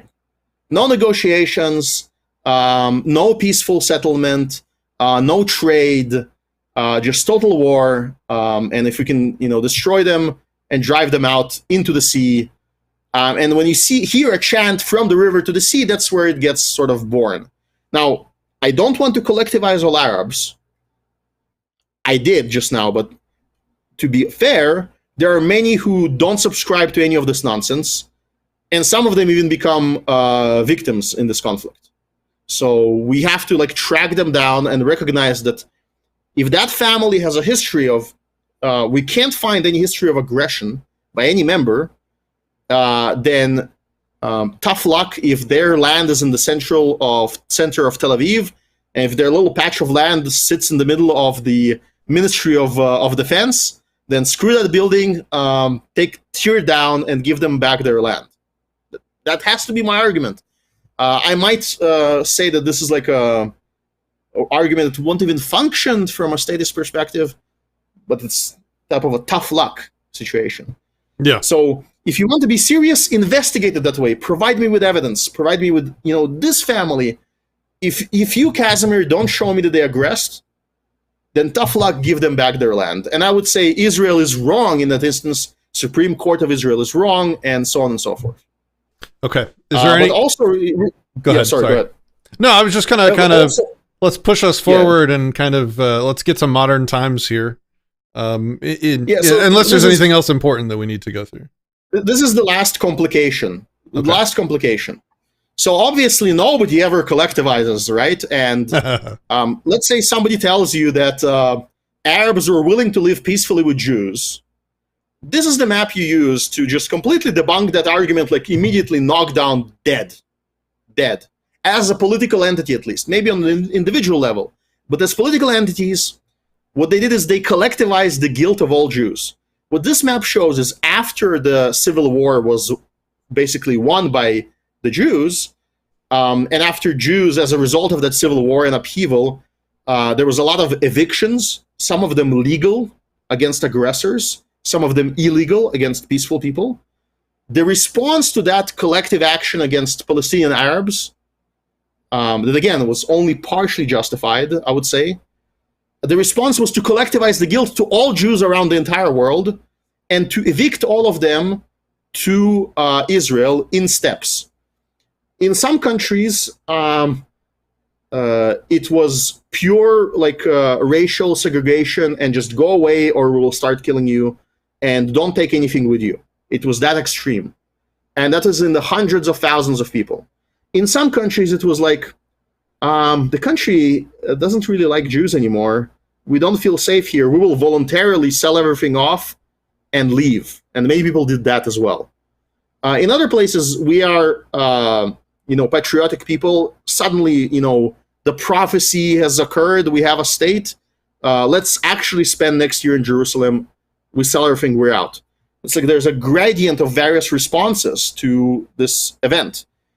And there is also an argument that an Arabist will often use is there are terrorist acts allegedly committed by Israeli secret services to scare Jews into leaving certain territories and to come into Israel. And they will highlight that to the exclusion of all the other, other forms of aggression that occurred at the same time.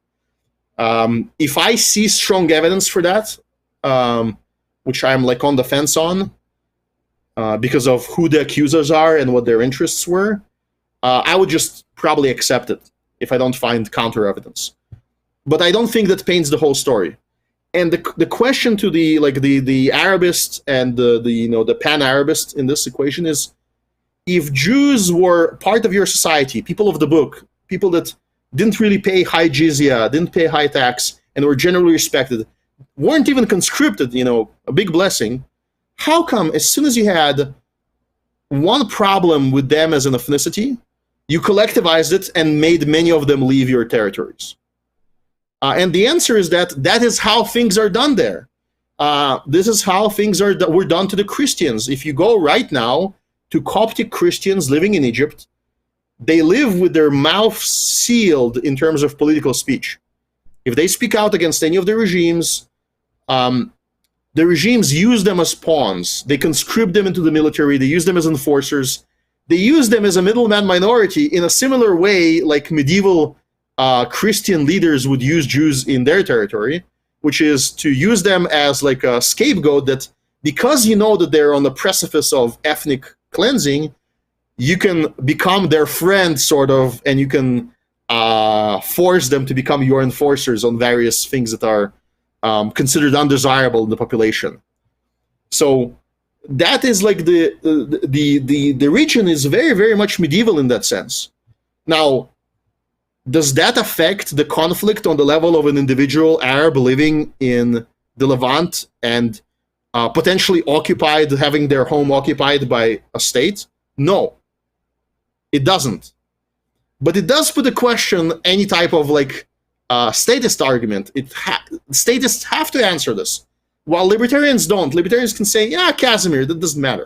It doesn't matter what happens in other aggressive states. We can isolate down to the lot line. I would just have to concede. Okay. All right. Is there anything else that we need to go over before we get into modern times? I think we're at the end of the slide. I will upload all of this. People can dig through my quotes. I make an argument again against the status that this we described the population transfer that occurred. Population transfers were just like the way conflicts were solved in the 40s. Nazis lost the World War, and so millions of largely innocent, 12 million, I believe, of Germans, some of whom were guilty of aggression, and many of whom were innocent, were just wholesale driven out of Eastern Europe and back into Germany after hundreds of years of migrations. Okay. And I feel sympathetic because part of my bias is that I have German roots as well. Okay. Okay. So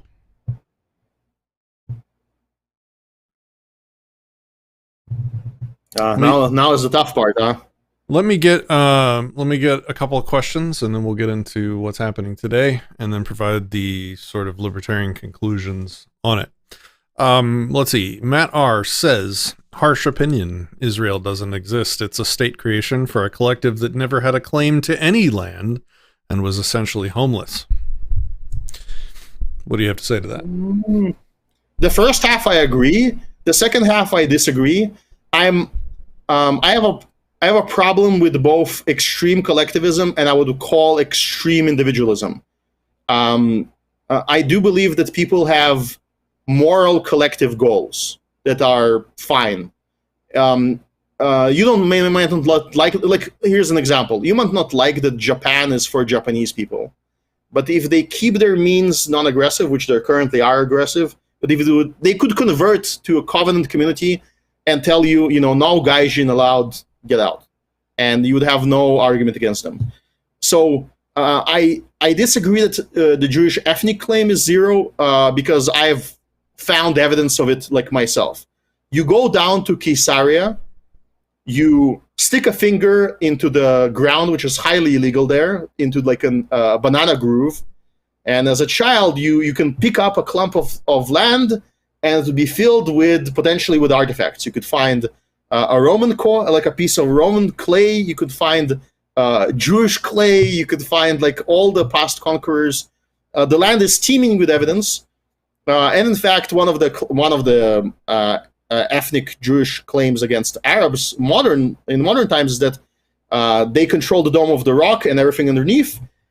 They took excavators filled with just material that they compressed and crushed, and they tossed it outside into the garbage.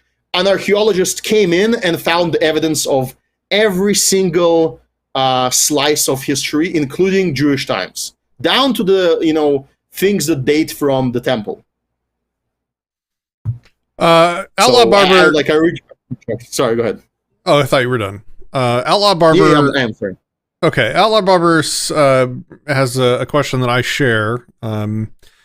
So, what's the current state? That's a better way of doing this. The current state of the region is what? The Israel government is enforcing borders with Gaza. What's the situation today? The situation today is that there is another stream of the history from the 50s to the 2000s.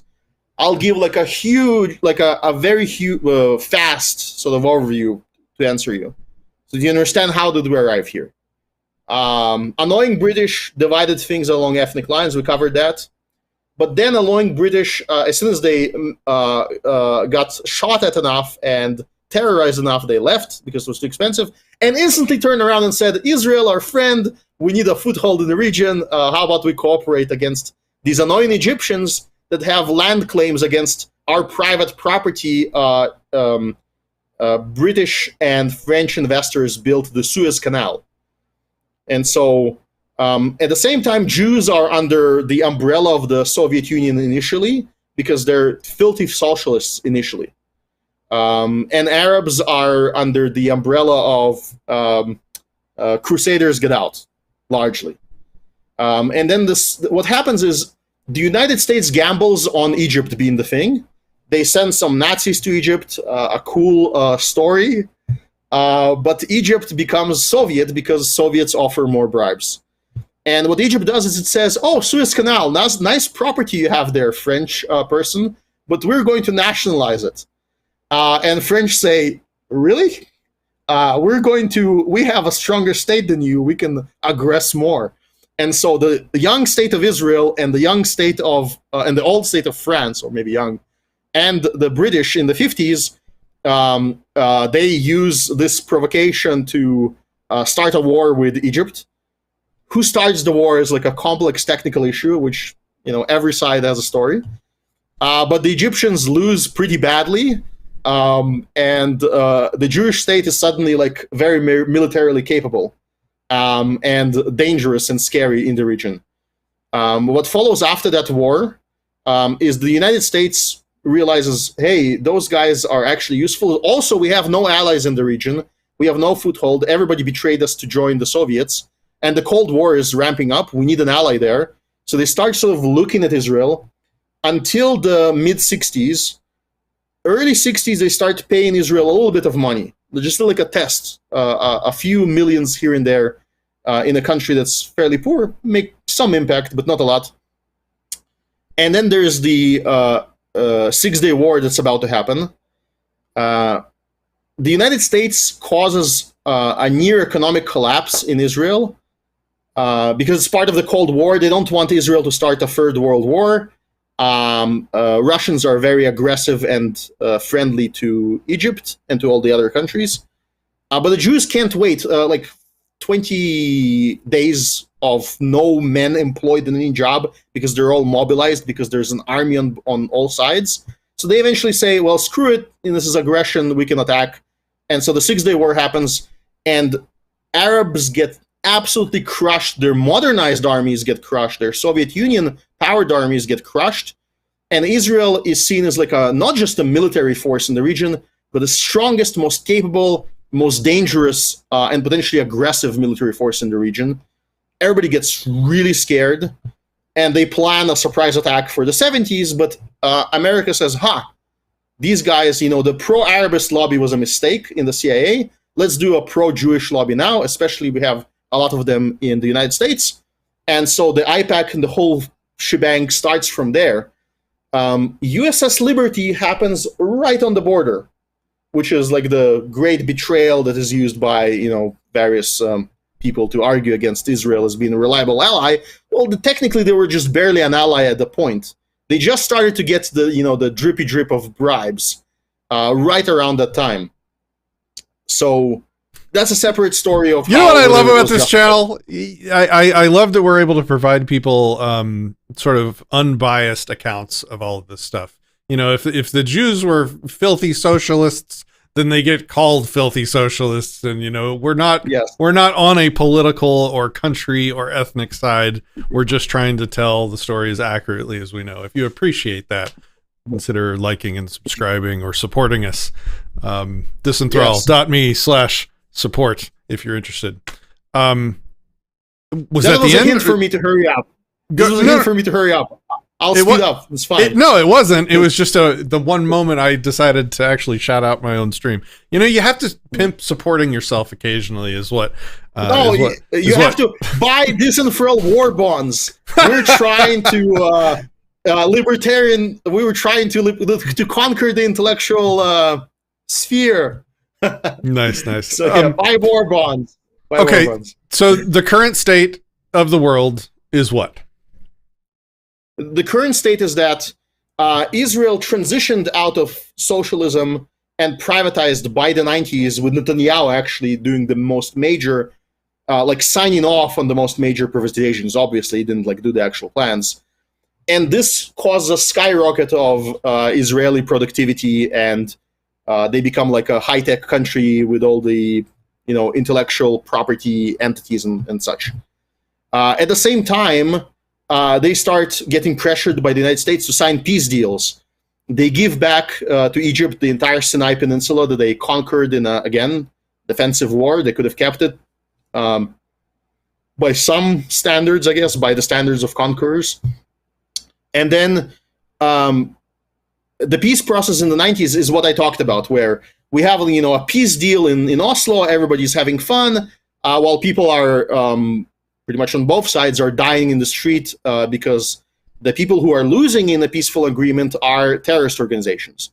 They want to keep fighting. They want to keep getting funding. They're not interested in becoming farmers. That's not cool. And so they shoot at people and they kill people. By the end of the 90s, Israelis, even leftists in Israel, become very jaded about this whole process, the land for peace process. They see it as giving up something that is a defensive depth in favor of something that's just promises that are not really being kept. And it doesn't matter if both sides say, well, we don't keep, you don't keep promises, you don't keep promises. When you give land away, that's concrete. That's something that you've conceded. Now you don't have an argument of getting it back. There is a paper written in Israel around that time by Yuval Steinitz, I believe his name is, that says Israel is actually vulnerable as a military because a surprise attack by Palestinians, by Palestinian Arabs on trucks, on the Toyota trucks with the machine guns. The Toyota trucks with machine guns defeat a mobilizing army. That's what he says. They can enter. Israel is reliant on mobilization. It has some people serving every day, but in general, if in the war, it has to mobilize. What if these ISIS-like truck militants just flood the country and they post on all the roads, crossroads, and they prevent people from reaching the guns and the big guns.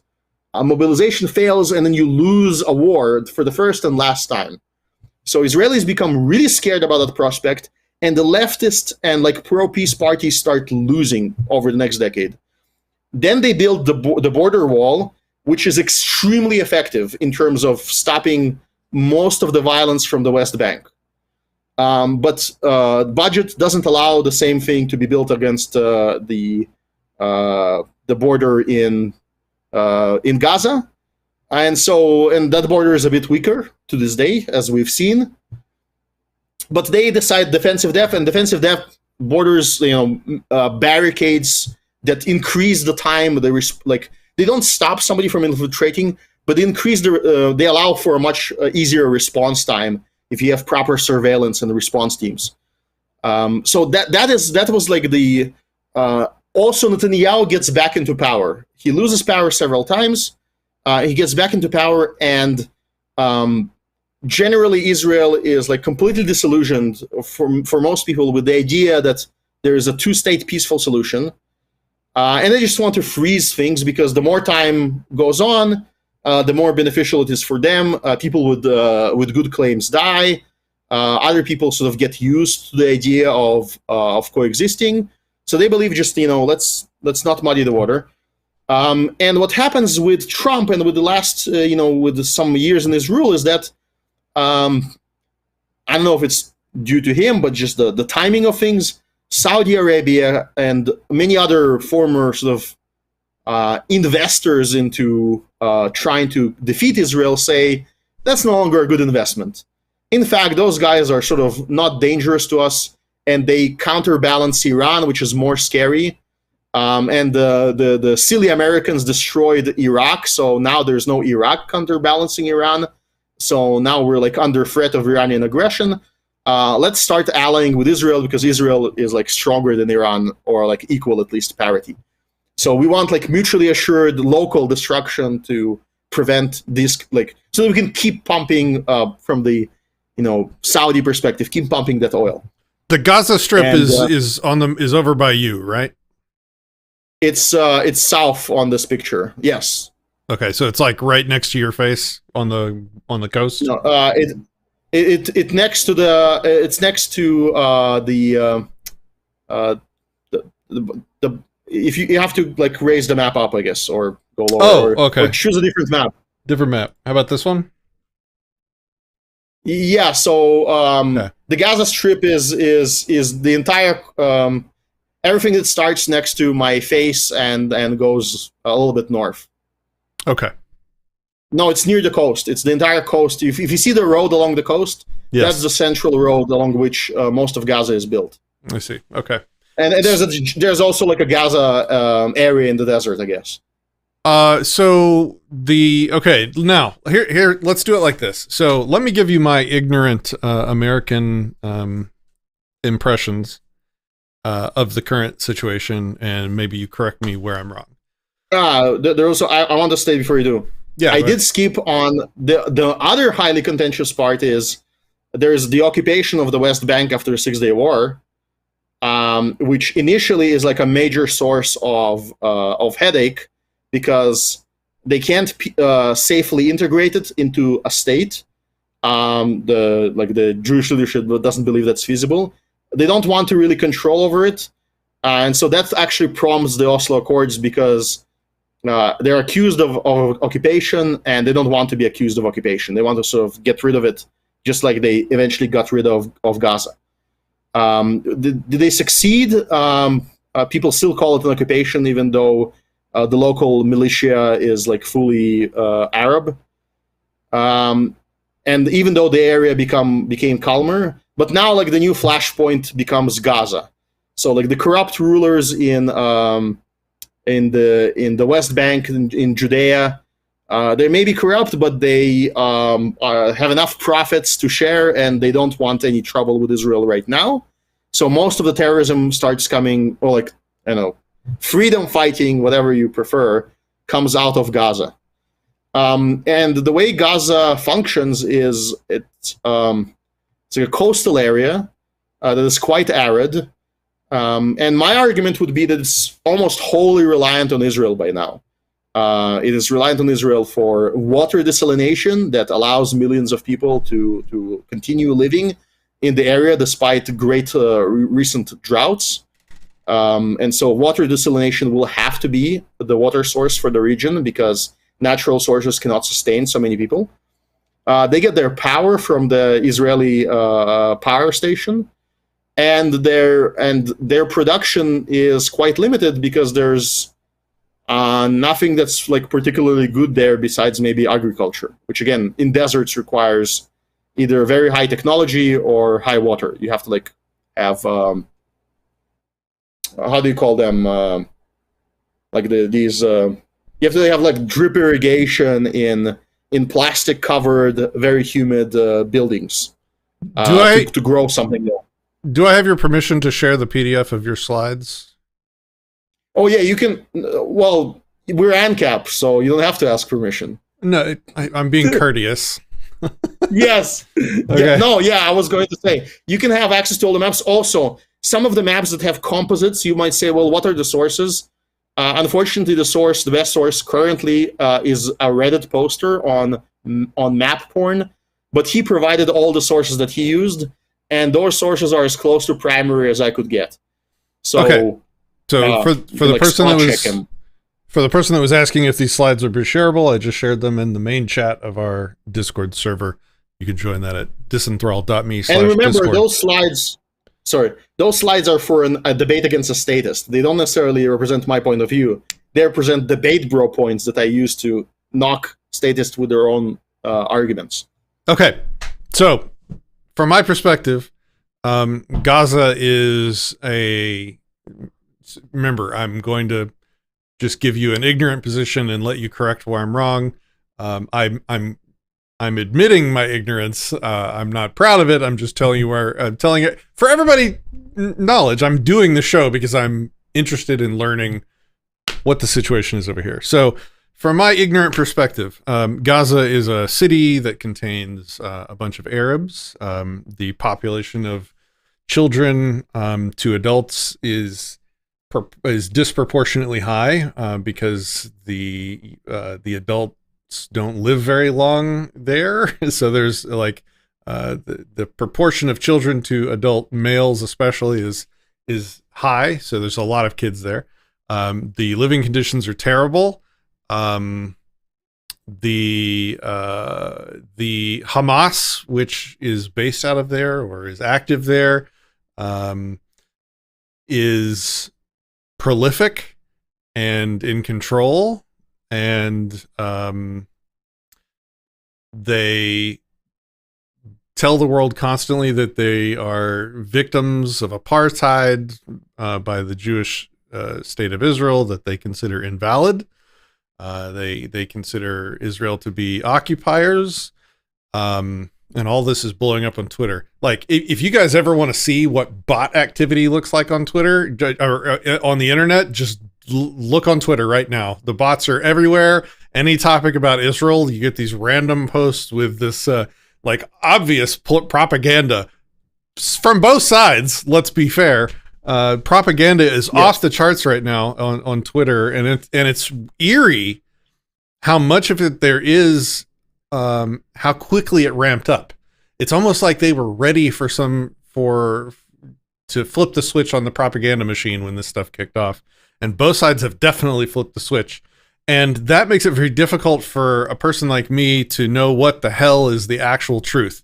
So there are videos, browse Twitter carefully right now. There are terrible, terrifying videos and images of things that are happening in Israel and in Gaza. And a lot of the videos and images are misleadingly posted. They're actually older things that happened years, 1, 2, 3, 5, 10 years ago, but they're being captioned with, look at what Israel or look at what Hamas is doing today.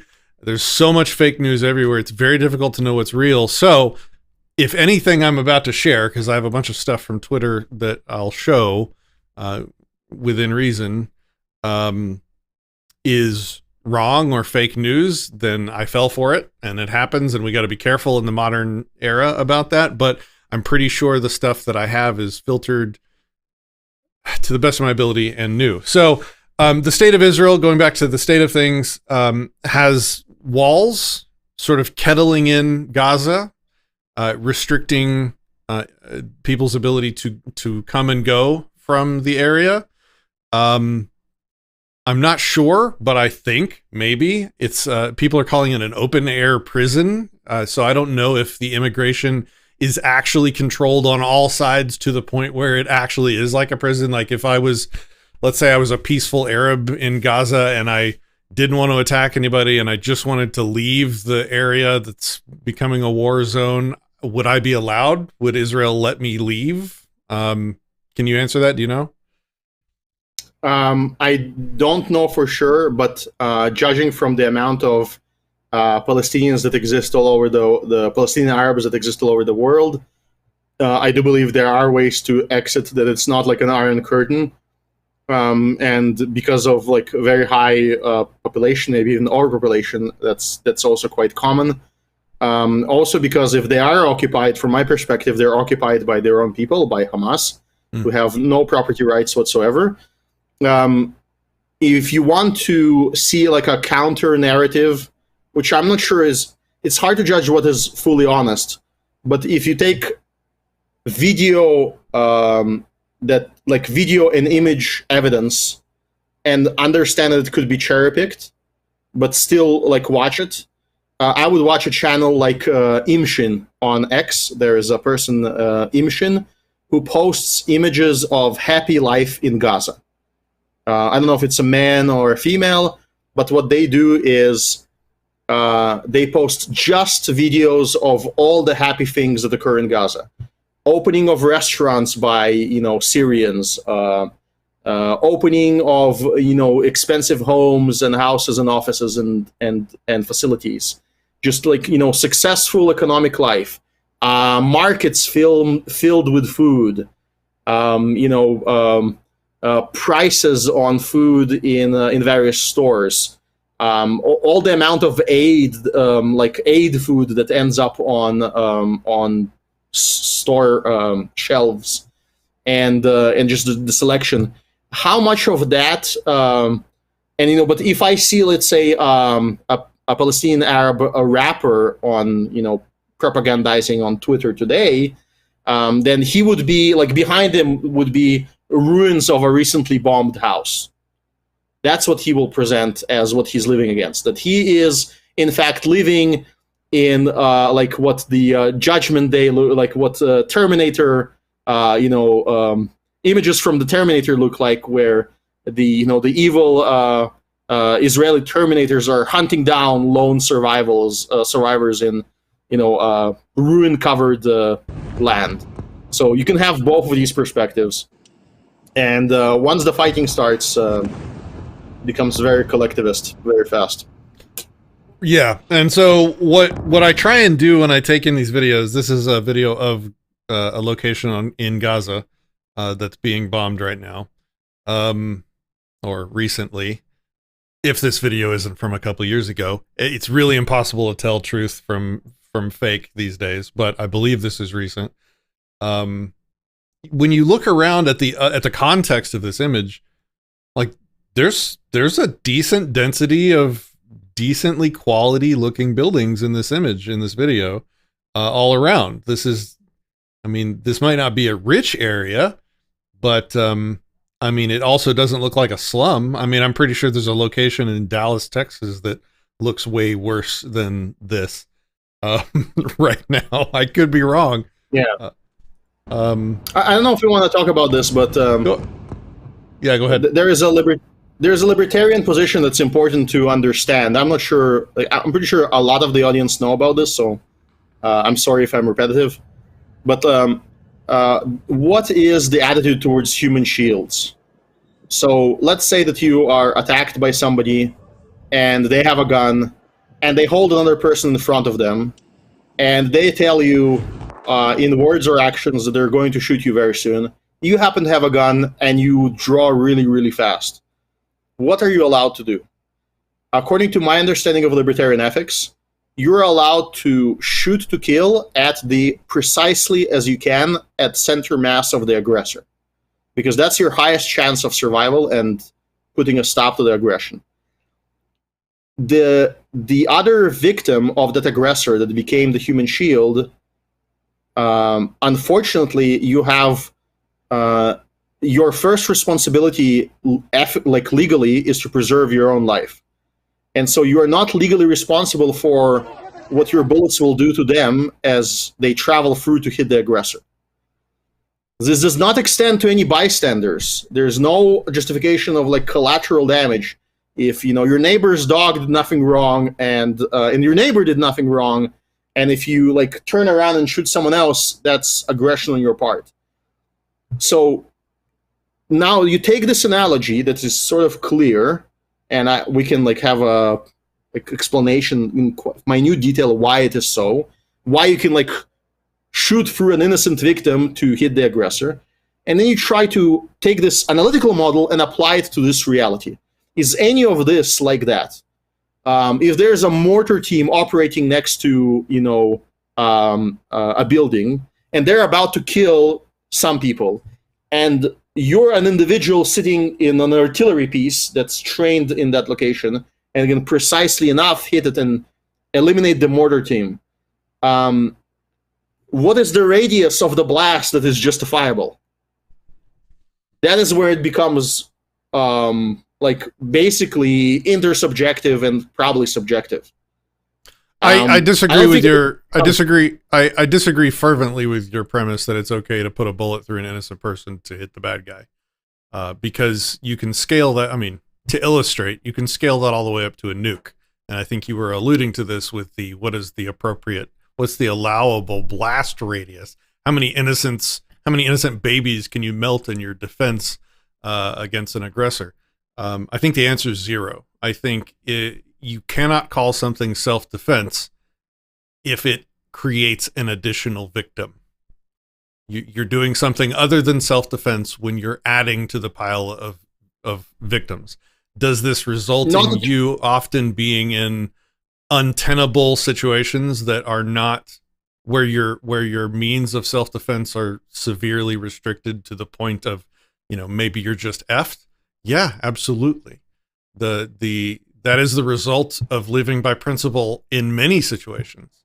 This speaks to Friedman's flagpole scenario, which we've talked about previously at length on this channel.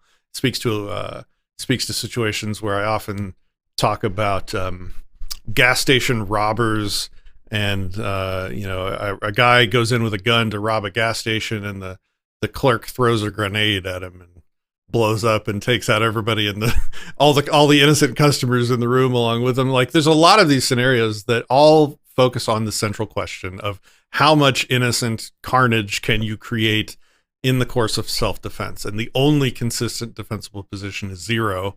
And yeah, that puts us principled people at a disadvantage in some situations, certainly.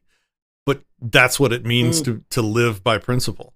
And I would rather die a good person than live as somebody that created a pile of bodies of children in the course of my self-defense. So that's my position on that. I don't know. I guess it's very relevant right now, because a lot of the videos that we're seeing on Twitter, and the ones I've specifically picked out, are of the innocent civilians and women and children that are being literally murdered in real time right now in the basements, as they huddle in basements of the homes, their homes in Israel, by the people I guess aggressing from Gaza, which is kind of what we need to talk about now to put a head on this video.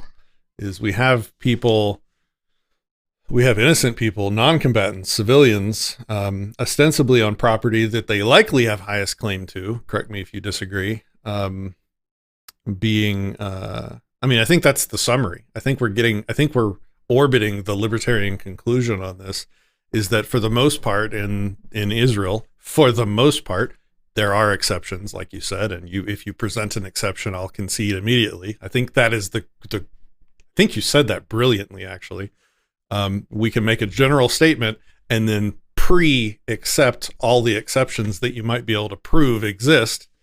But the general statement is that in general, they have the highest claim to the property there, and they are justified in defending their property. Exceptions exist, and you're welcome to bring those forward, and we'll concede immediately. And so you have, well, I've said a lot there, so I'll hand it to you. And what do you think? I think that the way you phrased it, I would have to agree. However, I think there's some point in of who caused the endangerment, and what is the priority list of what you prioritize when you self-defend. I think that's where this is like a separate debate which I'll try to avoid getting into because it's not part of the stream. But this is where the debate should go, is to analyze who's causing the extra casualties and why. And then the other thing about this is that, yes, this is like a gray area by definition, because all of the examples of like grenades and other things that have like built-in collateral, built-in murder, are unacceptable, and yet I think that could be an argument. This will be, it's like I would call it a very complex legal issue that appears simple initially, until you start considering mens rea and actus rea and what level of guilt the person will have when they harm somebody whilst defending themselves, harm somebody who's innocent. So that's, I don't think it's as trivial. Now, in terms of what's going on there, yeah, I think you actually led me on. I was like, oh, he's describing how Palestinians are huddled in their homes. No, you meant Jewish families, and yes, because there's a complete equivalency here between innocent civilians getting killed. Is there like innocent civilians getting killed? So okay, you can start a story and then just go directly there. Let me trigger warning, and I almost want to shut off the YouTube stream because I'm pretty sure this is against their TOS. I'm not sure, but I'm so tired of effing with YouTube. Guys, if you're watching on YouTube, there's a link in the description. You can see this exact same stream happening right now on Odysee, where we can talk about what we want and show what's happening in the world without fear of getting banned. Please click the link, get off YouTube. I'm not sure, but I almost want to turn the YouTube stream off so that I can show you some of the video. But at the same time, I don't know how much of this video I really need to show. I think I can describe it and we get the point without just goring everybody out right now. But the reason why I brought up that huddling in their basements is because that's what I'm seeing on Twitter. Like, I log onto Twitter this morning and I'm seeing ground up bodies in Israeli family home basements of women, children, and people that were huddling in their basements, and they just got chewed up by these psychopaths that are coming in, taking it out on innocent people in Israel. Now, I got ahead of myself. I wanted to intro talking about this by illustrating that context is vital for analyzing any crime, from a street crime that we talk about every day to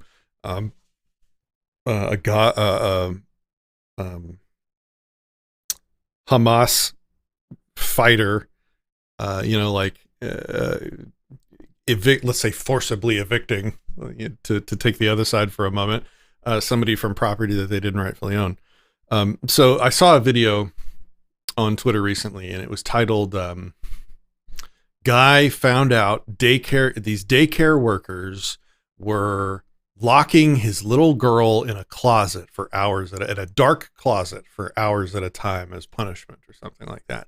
And the video is this black man going into this daycare, and he found this woman, and he just starts fucking wailing on her. He just like takes her out, puts her down. This other lady walks in, and he talks to her for a minute. It looks like he was asking her if she knew, and then he just wails on her.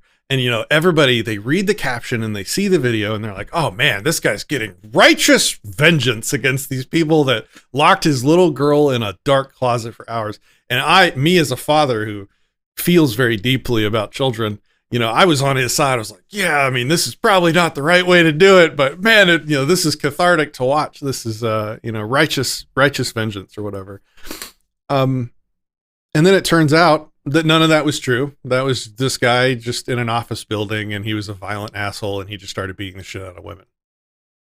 And so the story, the narrative, the context, the reality of these situations completely changes everything that we see. And so I'm watching this stuff on Twitter, and I'm realizing that the context I'm accepting is that which I'm being fed. And this is a very politically, probably the most, out of all the regions on the planet, the most politicized, the most propagandized. There's people on both sides that are literally telling lies in real time and trying to trick people on Twitter in real time. And so I go into this is what I wanted to lead up to this conversation with. This is just to point out that, like, we have to really be on guard. We cannot accept what we're seeing without questioning it. We can't just we can't lead with our feels here, is what I'm trying to say. So, but I mean, I am being presented with what appears to be valid, actual, just atrocities that are happening, like, as we talk. as we speak in Israel. And that's why I brought up the basement thing, because that image hit me like a truck when I woke up today and looked on Twitter. And here's the other thing. And this is what my gut tells me about who's the good, which collective is the good guy and which collective is the bad guy. And here's how my gut evaluates it. And this feels correct, though, because ethics function at an individual level, this isn't the answer. It's just an indicator of the answers. It's their care for collateral damage seems to be obviously very different. So when in the past, over the years, when I hear stories, the Palestinians claiming about innocent victims being killed in an Israeli bombing in Gaza or something like that, I also hear follow-up statements, expressing remorse, sometimes even providing reparations in the form of, money or restitution to some of the victims' families in Gaza that died or that were killed. Let's not mince words, that were murdered by the Israeli government in their bombings. On the other side, I don't see that second part.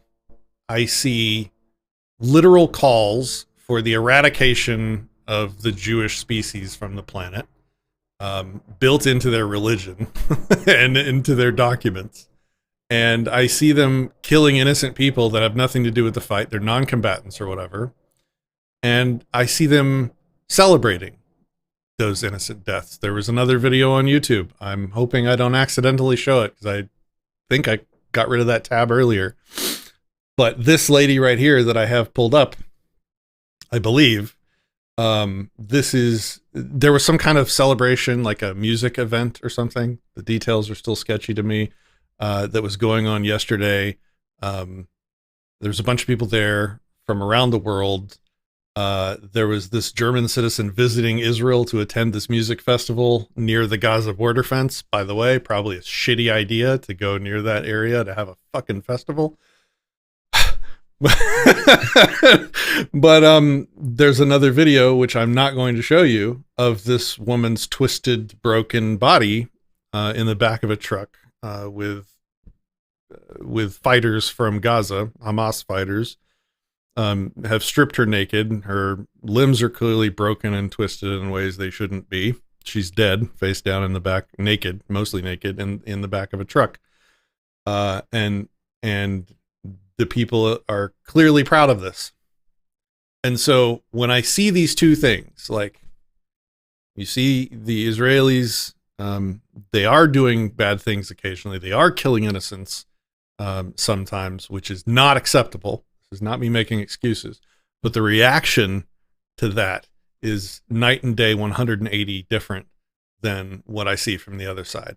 And to me, that informs my gut. I'm like, okay, I'm starting to get an idea of who actually gives a shit about rights and who's a force for, who's more a force for good in the world, and who's less. And so I just wanted to kind of share that as a gut evaluative equation. That's not good enough to actually, it's not collectivist. We can't say Israel is the good guy, because Israel's murdered people. And that's not what I'm saying. Again, we're talking in collectives. We can't do that, but it's worth pointing out, I think, at least. Do you have any thoughts on that? I agree with everything you said. And I don't hide my biases. I had my own community of young people that I knew, and one of the none of the attacks really hit them directly, as far as I know, but there were people in close proximity to them, maybe just like one class higher or lower, actually, in high school, that many of them got killed in a terrorist attack in Tel Aviv. Just young kids partying in some disco, the disco bombing and shooting. And I can see, myself being there.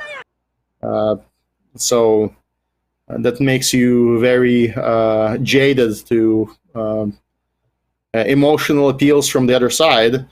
At the same time, I've interacted with people of Arab ethnicity who were not like that at all, and who in fact sort of say, well, Israel is partly or wholly responsible for this, the Israeli state, and so they're part of like the victim group, and these are like doctors and engineers that don't build bombs, unless they're, I guess, maybe forced to by threats. So it's not an easy thing to think about. I don't like jingoism, and I don't like these knee-jerk responses. And when I today I typed something that came close to this. My tweet on the topic was, besides defunding both sides, which is like an immediate solution that has to happen, I do believe that the consequence of that would be a lot of collateral damage from the Israeli response. And it's hard for me to tell people to not get into Gaza and to evict the entire place, and to allow to come back only people who say, here's a claim, I own that shop, here's a photo of me in that shop. And if you don't have such a photo, then what are you doing there? Because the population there, in my mind, is so corrupted by this. The other point of information I have is that I went to high school there. In the 90s, we had tolerance classes. The CRT started out with that in Israel. Like the leftists were bringing in, a tolerance class where you were like, your innate aggression had to be reduced, and you had to like learn to live with your brothers. And so they had classes for that, and I don't think there's anything of the sort from the other side. But I'm not a good witness for that. Look for recordings of people living in Gaza that are recorded in secret with their identity concealed, because then they can speak freely, and you might get a different story from the official one. The propaganda is intense, I would say. There's a movie industry for propaganda, probably on like to say both sides, but I'll say it this time. Yeah. Somebody over on Rumble says, isn't the Talmud basically calling for the same thing for the eradication of Christianity and the Kabbalah? Oh, yeah. So the Talmud quotes. I delved into this. I'm not Talmudic at all. I read the Bible like in Hebrew and in other languages. I never encountered the Talmud until I went on 4chan and saw several of those like nasty memes about how Jews are like advocating for aggression. And so I dove deep into it. Here's the hint I will give you. Here's how most of the deception occurs. What is the Talmud? It is legal prescriptions of what to do as a consequence of a crime being committed already. Now, these are not legal documents in terms of what are crimes. What are crimes is listed directly in the Bible. So they say, if you, let's say, molest a woman or kill a woman, then you are stoned to death. And by the morals of the time, if she did it in a city where she could have called out for help and she didn't call out for help, then it's actually not potentially adultery, and so she's stoned to death as well. They have those judgments in the Bible. But as barbaric as that sounds to us, all of the judgments are there. So there's no, generally no sexual activity that's illicit that's allowed. There's no murder, there's no theft, and there's grave punishment for all of those, with the possibility of like eviction instead of getting killed. You can like run away into a safe place until the priest dies or whatever. What is the Talmud about? Let's say that there is a case of somebody getting sexually assaulted. then you have a chapter that says rabbis are talking to each other. How should we consider the victim? Can the victim become a wife in the future? Is the victim considered a virgin?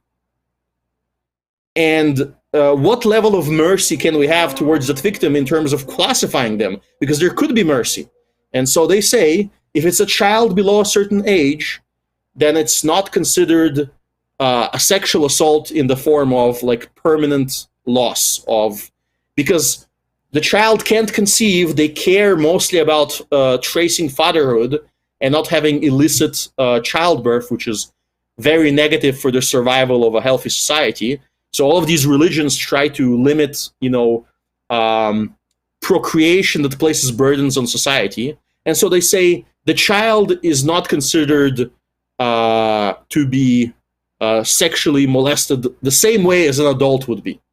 If you are a nefarious, a person, maybe an Iranian propagandist that pays for this type of stuff, to spread it online with bot farms, then you would take that quote out of this context that I just explained, and you say, look, they're considering, abuse of children as normal. But it's not what they're talking about. They're talking about how do you minimize the result for the victim for the rest of their life. Okay. That's one thing. And the other thing is that shitposts. They hate several people that were named Jesus. But you have to prove to me which one of them is the actual Jesus, because there were several of them. That's a common name. They hate a John, and there's many Johns, John Smiths, including from Nazareth, but I don't think there's one there. And there's also shitposts. So they have the core texts that are considered sort of accepted and are used in legal practice, because it's legal commentary from many legal scholars within their legal system. And then there's also 4chan level books, like shitposts, where very extreme rabbis say very extreme things that are just not used because they're considered wild and strange. The other thing you have to worry about is language. The translations are not accurate. For example, there's often a reference of what evil things you can do to people who are star worshippers. Now you might think, what's a star worshipper? And you translate it as a translator, you say foreigner. And so it says that they can do evil things to foreigners. But no, they only condone evil things to star worshippers, which at the time it was written were people that performed human sacrifice. So if you perform human sacrifice, they don't consider you like a equal human being yourself. Are you religious? I'm not, but no, I was just asking because it always goes to bias. The first time anybody starts commenting on any religious anything, they want to accuse you of being, a member of the religion or whatever. I am sympathetic to religions as cultural evolutionary constructs that have both what we would consider the garbage in them, but also have a lot of survival rules of thumb and wisdom in them. And I am against the militant atheist approach of tossing everything to the garbage, because there's a separate debate argument that unfortunately atheists don't reproduce to the same level that's required to maintain society. So let's talk about that some other time. Yeah. Let's that's a separate argument. Okay, so a couple more things that put me against these that indicate it's almost like mens rea is, I guess, the argument I'm going for, right? Guilty mind. Like if they're actually the good guys, if they're the wholesome freedom fighters trying to right past wrongs, they wouldn't abduct 20 women from that rave party that was happening near the border and take them back to Gaza and then celebrate it and be happy that they did it, and then lie to the world and say that they're not people that were just partying, that they were actually soldiers. That goes to deception, which goes to just being the bad guy. Now let's go to the other side. So here's Laura Loomer. And let's push back from the other side and see maybe, I mean, if it's worth it, they might be right. She says, there's no such thing as Palestine. It's always been a figment of the imagination of Islamic terrorists and Jew haters. Israel belongs to the Jews. For the sake of humanity and what is righteous and good in the war on evil, Israel must level Gaza, flatten it into a parking lot, and then glass it. The one-state solution doesn't include a world or a scenario where Israelis can coexist with Hamas animals and their sympathizers. They must be shown through IDF force that they don't exist and their pretend homeland doesn't exist. We will not recognize these animals, and the entire world must unite in rejecting them and denying them any sense of dignity. There is no reasoning with Islamic terrorists. Every single Hamas terrorist and terror sympathizer must be killed by the IDF. IDF can give 24 hours to women and children so they can evacuate, but then Gaza must be destroyed, which is an interesting point of discussion that maybe we can talk about. Palestinian terror must be driven from this planet. There's a reason why no other Islamic country in the Middle East wants the Palestinians in their country. Their entire existence revolves around hating and killing Jews. There's no peace with these people. These people. We can't coexist with barbarians who teach their children to kill Jews from the time they are born. There will never be peace in the Middle East, but there is life, and Israel has a right to protect that life. Wow. That was a hell of a tweet. That was. What do you think? What's interesting thing to me here is like the mix. This is what drives me nuts. I was trying to join a stream of one of the people I sometimes listen to, like alternative rooms on X, on Twitter. And when I joined, it was just like one person after another gish galloping for arguments. Some of them I agreed with, some of the criticism I agree with. Others were like blatant propaganda pieces and lies. They would like say, USS Liberty, occupation, da, da, da, da, da, da, da, da, da, da. And some of them are like a real arguments, and you don't get to respond to any of them, and they're mixed together with half-truths and with the complete lack of any understanding of any consistent ethics. This is what we have here as well, whereas yes, I don't mind saying that any member of Hamas is behaving more like an animal than as a human. They have abandoned their humanity. And so while it's a crass level of language, well, they still possess some human value that's still distinct, identifiable from an animal. I would still probably save them from a fire first, even though, they're an aggressor. But they're getting close with their actions there. But you know how her mind works. She's like, let me say the most base thing possible. Let's drive them out and level them and nuke them. But think of the children and the women. This is how Twitter works. Like towards the end, like let's caveat it. You make money on Twitter now by writing this way, not by being reasonable. Yeah. Now listen, I wrote something that was very close, maybe in response in spirit to her, but my mind was, when I was writing, was like, am I being too collectivist here? Am I generalizing too much? And maybe I even crossed the line, but I didn't. I decided to not try to hide it by something that mitigates it.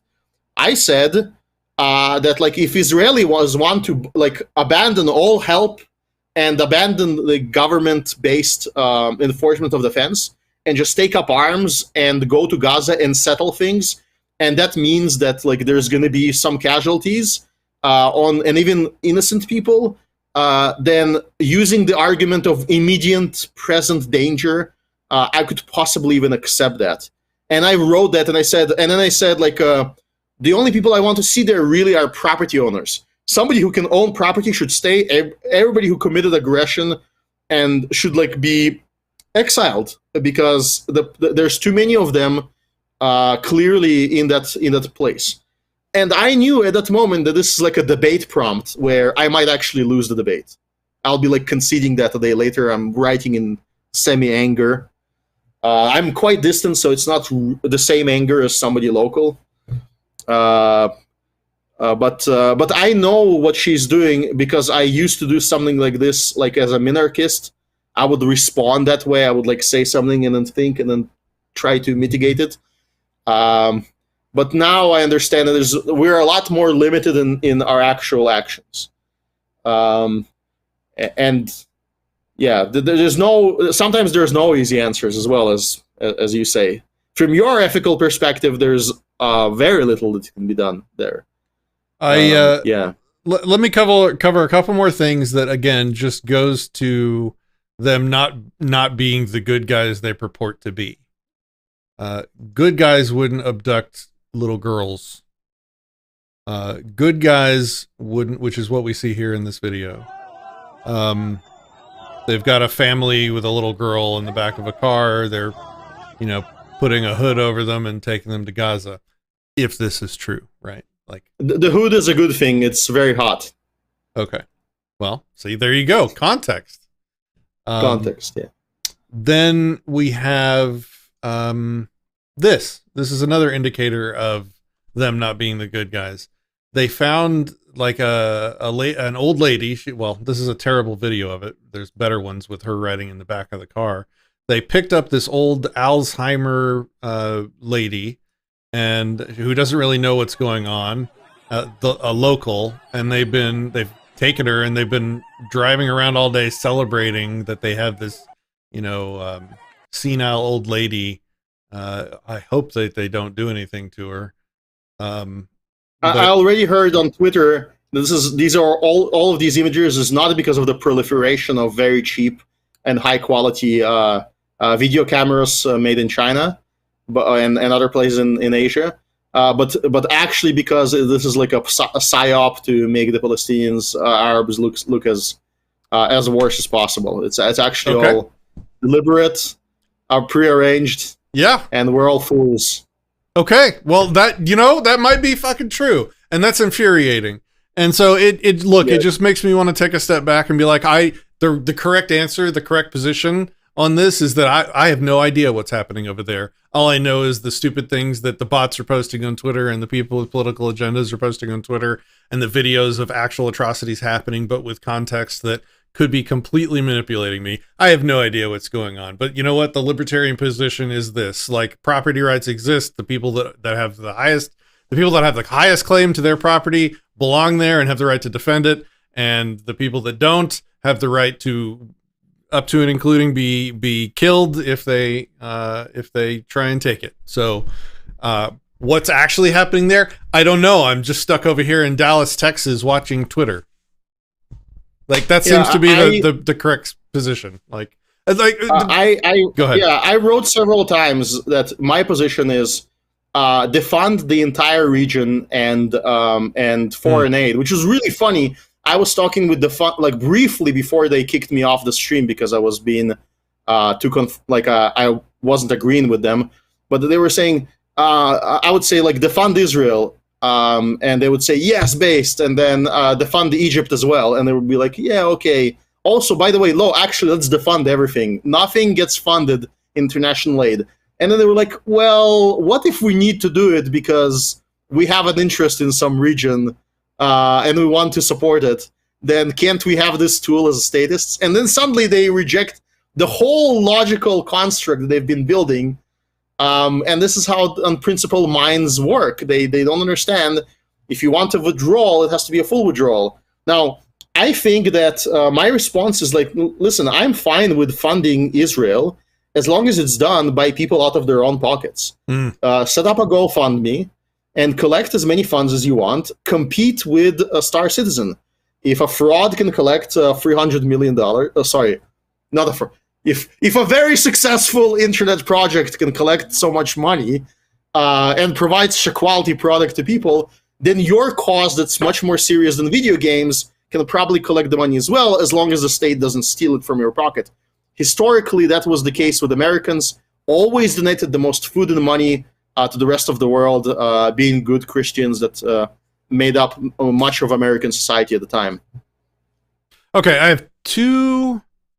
have two questions left. Last call for questions. If anybody has anything else that they'd like to prompt or ask us about, get them in now. In the meantime, I want to watch this 2-minute video posted by this Derek Bros guy on Twitter who seems to have quite a following. I don't know why everybody I know that's named Derek Bros has people giving me reason to believe they're not trustworthy, but let's just watch the video. And yeah, here we go. Hopefully it loads. Twitter doesn't like full screen video loading sometimes. I might need to. Twitter's got problems. Elon. Miles long and about 5 miles wide. The Gaza Strip is only 25 miles long and about 5 miles wide. I love the tense music. Yeah, right. And I know the voice. This is a lady. Most likely, this is my bet because I'm familiar with the space. This is a lady that works for probably the Venezuelan state TV, and she's always invited to Iranian, Venezuelan, Qatari channels.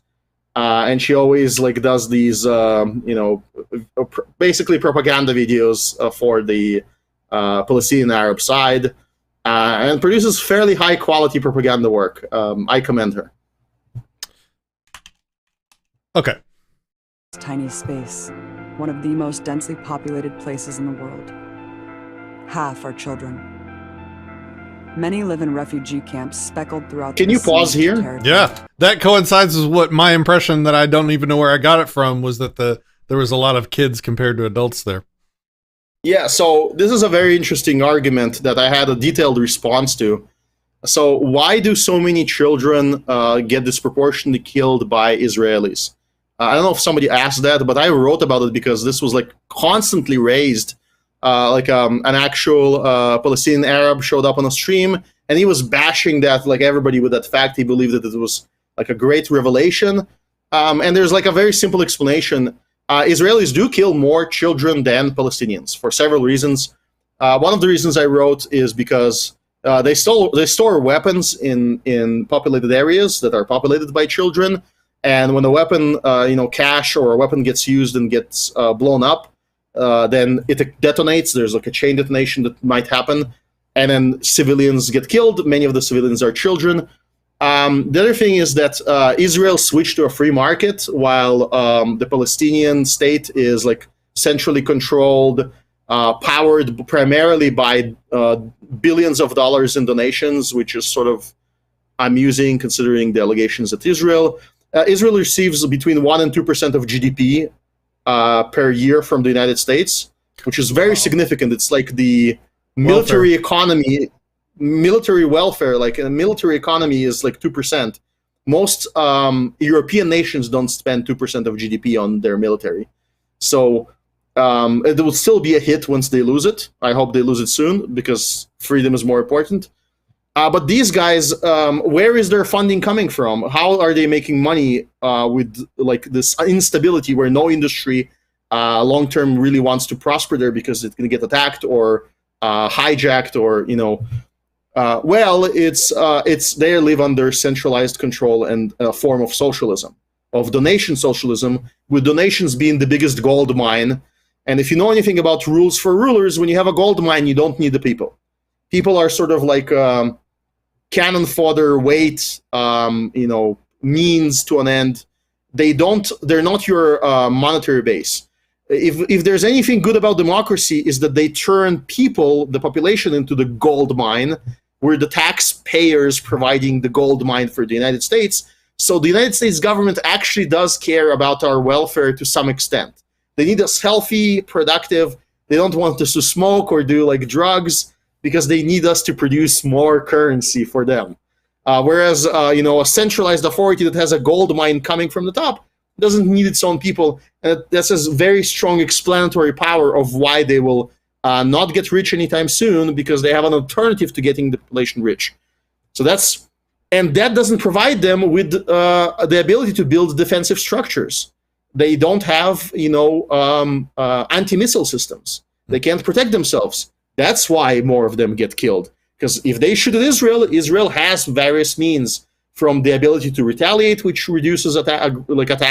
They can't retaliate as much. So all of this reduces the amount of people who get killed. Also, Israelis who have more, their military is more separated from the population.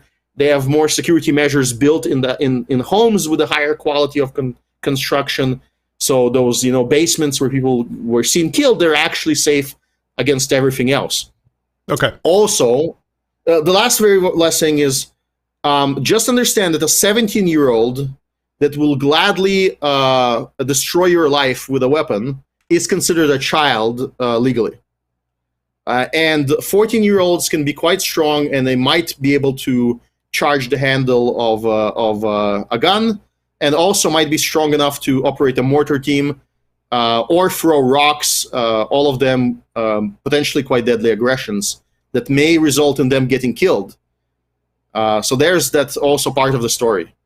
And that's why the damage that's going to be caused to Palestinians, Arabs, is probably going to be disproportionate, because it can be proportionate because these are not proportionate sides. Shadow says that voice sounds like Abby Martin. Kasimir is 100% correct about what he said, as she did simp for Venezuela. Okay, so let's finish this clip. I have one question from Outlaw Barber. So questions are now closed, guys. We got to wrap this up. We're coming up on 3 hours. God help us. Hey, it took the time it took. Okay, I hope you guys enjoy the content. That's fine. What's more important to me is truth than snappy 10-minute clips on TikTok. Anyway, so let's finish watching this. We got a minute and a half left of that. I'm gonna hit you with a challenge from well, I don't want to spoil it yet, and then we'll wrap it up. So let's finish this. A stunning 80% of the population relies on foreign aid. What you just said. Aptly called an open-air prison, there are only two ways to leave the enclosed area: the Erez crossing into Israeli territory, and the Rafah crossing, which goes to Egypt. Both are completely controlled by hostile militaries. What Israel calls a border... That was like a way of saying that they weren't allowed to leave without saying it. So I bet they're allowed to leave. It's just they wanted to make it seem like they're trapped. Is that true? Are they allowed to leave? I think you mentioned that earlier. I don't know, but I will investigate this claim. I'm curious about it actually personally, because I like to emphasize what I would do if I was born, a person that is innocent and is being used as a human shield. As an immigrant, I left the USSR, I left Russia, and then I ended up leaving Israel as well to reunite the families.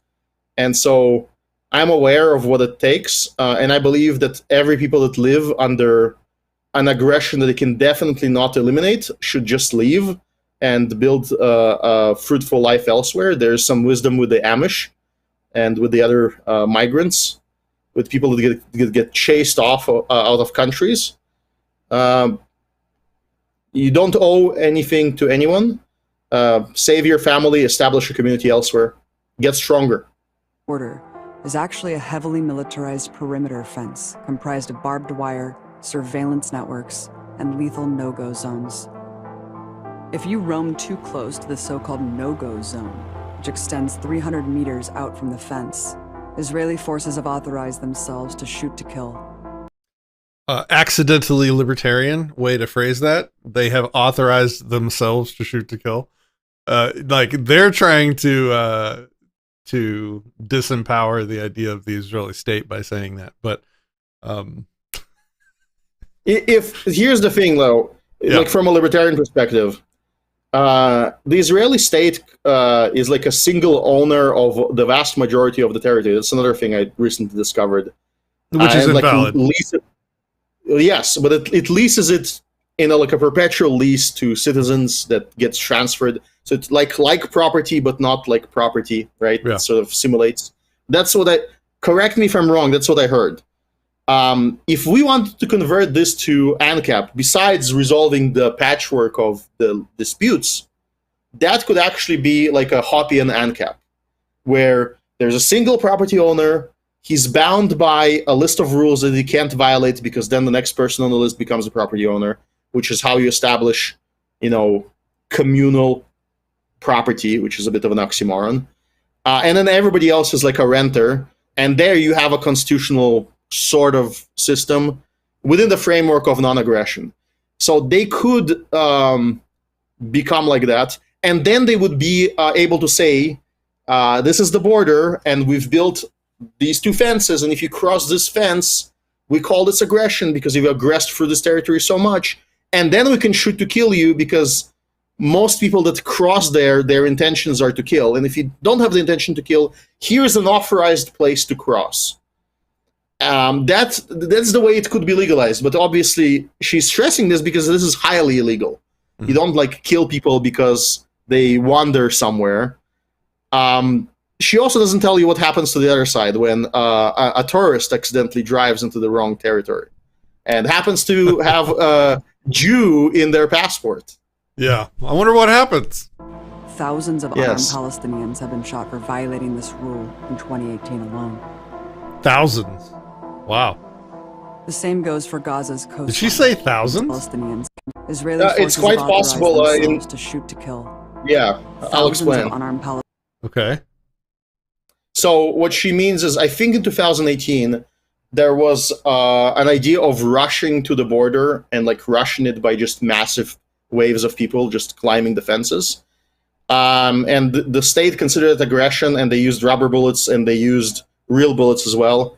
And some of these shootings were probably murders.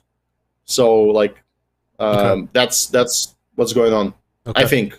So maybe thousands got shot, not like killed necessarily, but shot thousands easily because one bullet will shoot 1,000 people as soon as it shoots towards 1,000 people. So maybe that as well.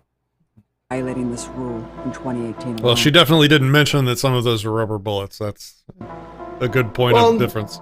But yeah. Yeah. The same goes for Gaza's coastline.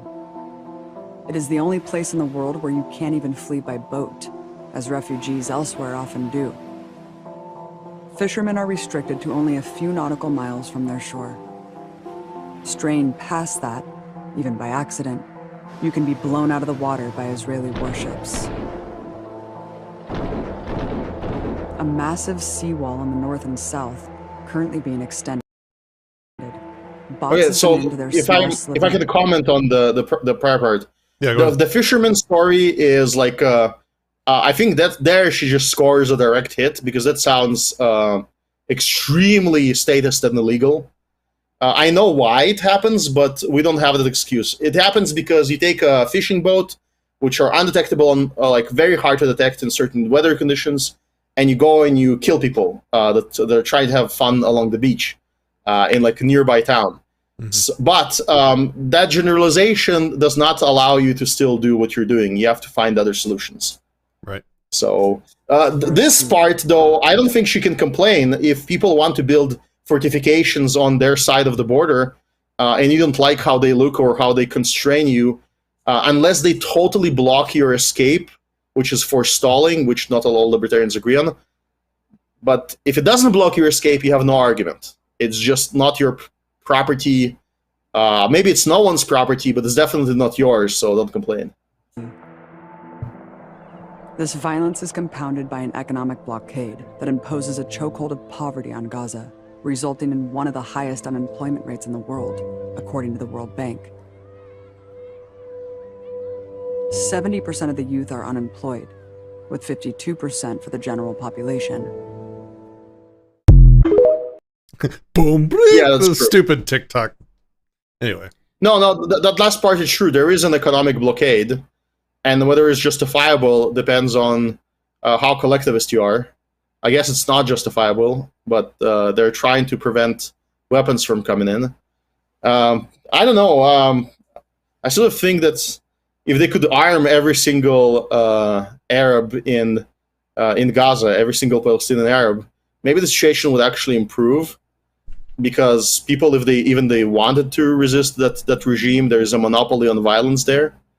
So we used to, when there was an occupying regime, we used to like throw liberator pistols out of airplanes over German-occupied territories.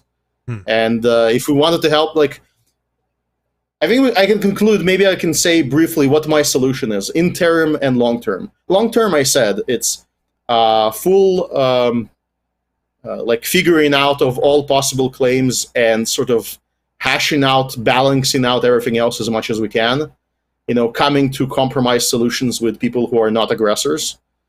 Covenant communities as the end result, without any of these state forms, even if like a covenant of Israel might exist in some form in that future, in a defensive alliance with others nearby.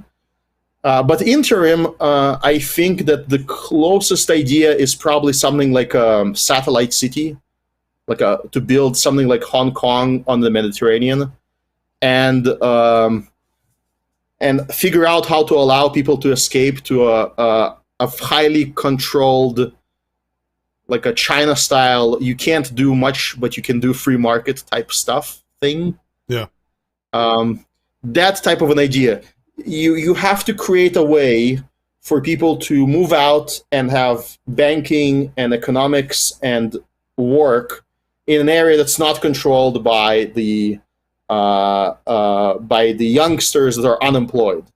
And you can't provide employment in Gaza. You can't solve the problem she talks about because the money is pouring in, and they're not dying from hunger because somebody's paying everybody. So how does this work? Most likely it's some kind of hierarchy of fund distribution from the international donations. This has to be replaced by a private economy.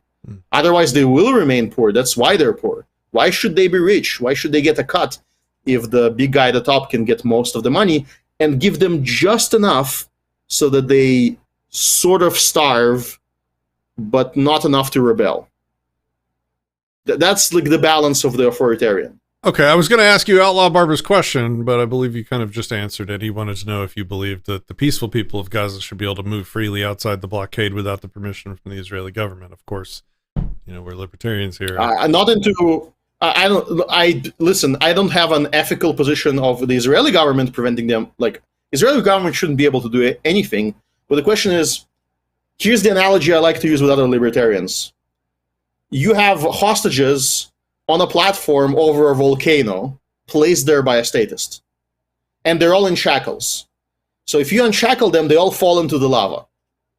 You didn't create a situation, but my solution is to not like unshackle everybody immediately, is to probably to keep the panicking people shackled, but like drag them by force out of there, give them a taste of freedom so they don't want to be shackled over a volcano. And then when they rationally analyze the situation, maybe they'll decide to not be hanging over a volcano and having like their life be this dangerous. But I believe I've just committed aggressions anyway. So it's hard. Yeah.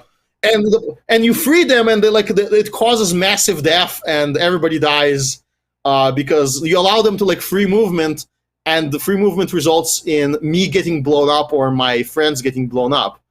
So you understand why the movement is restricted.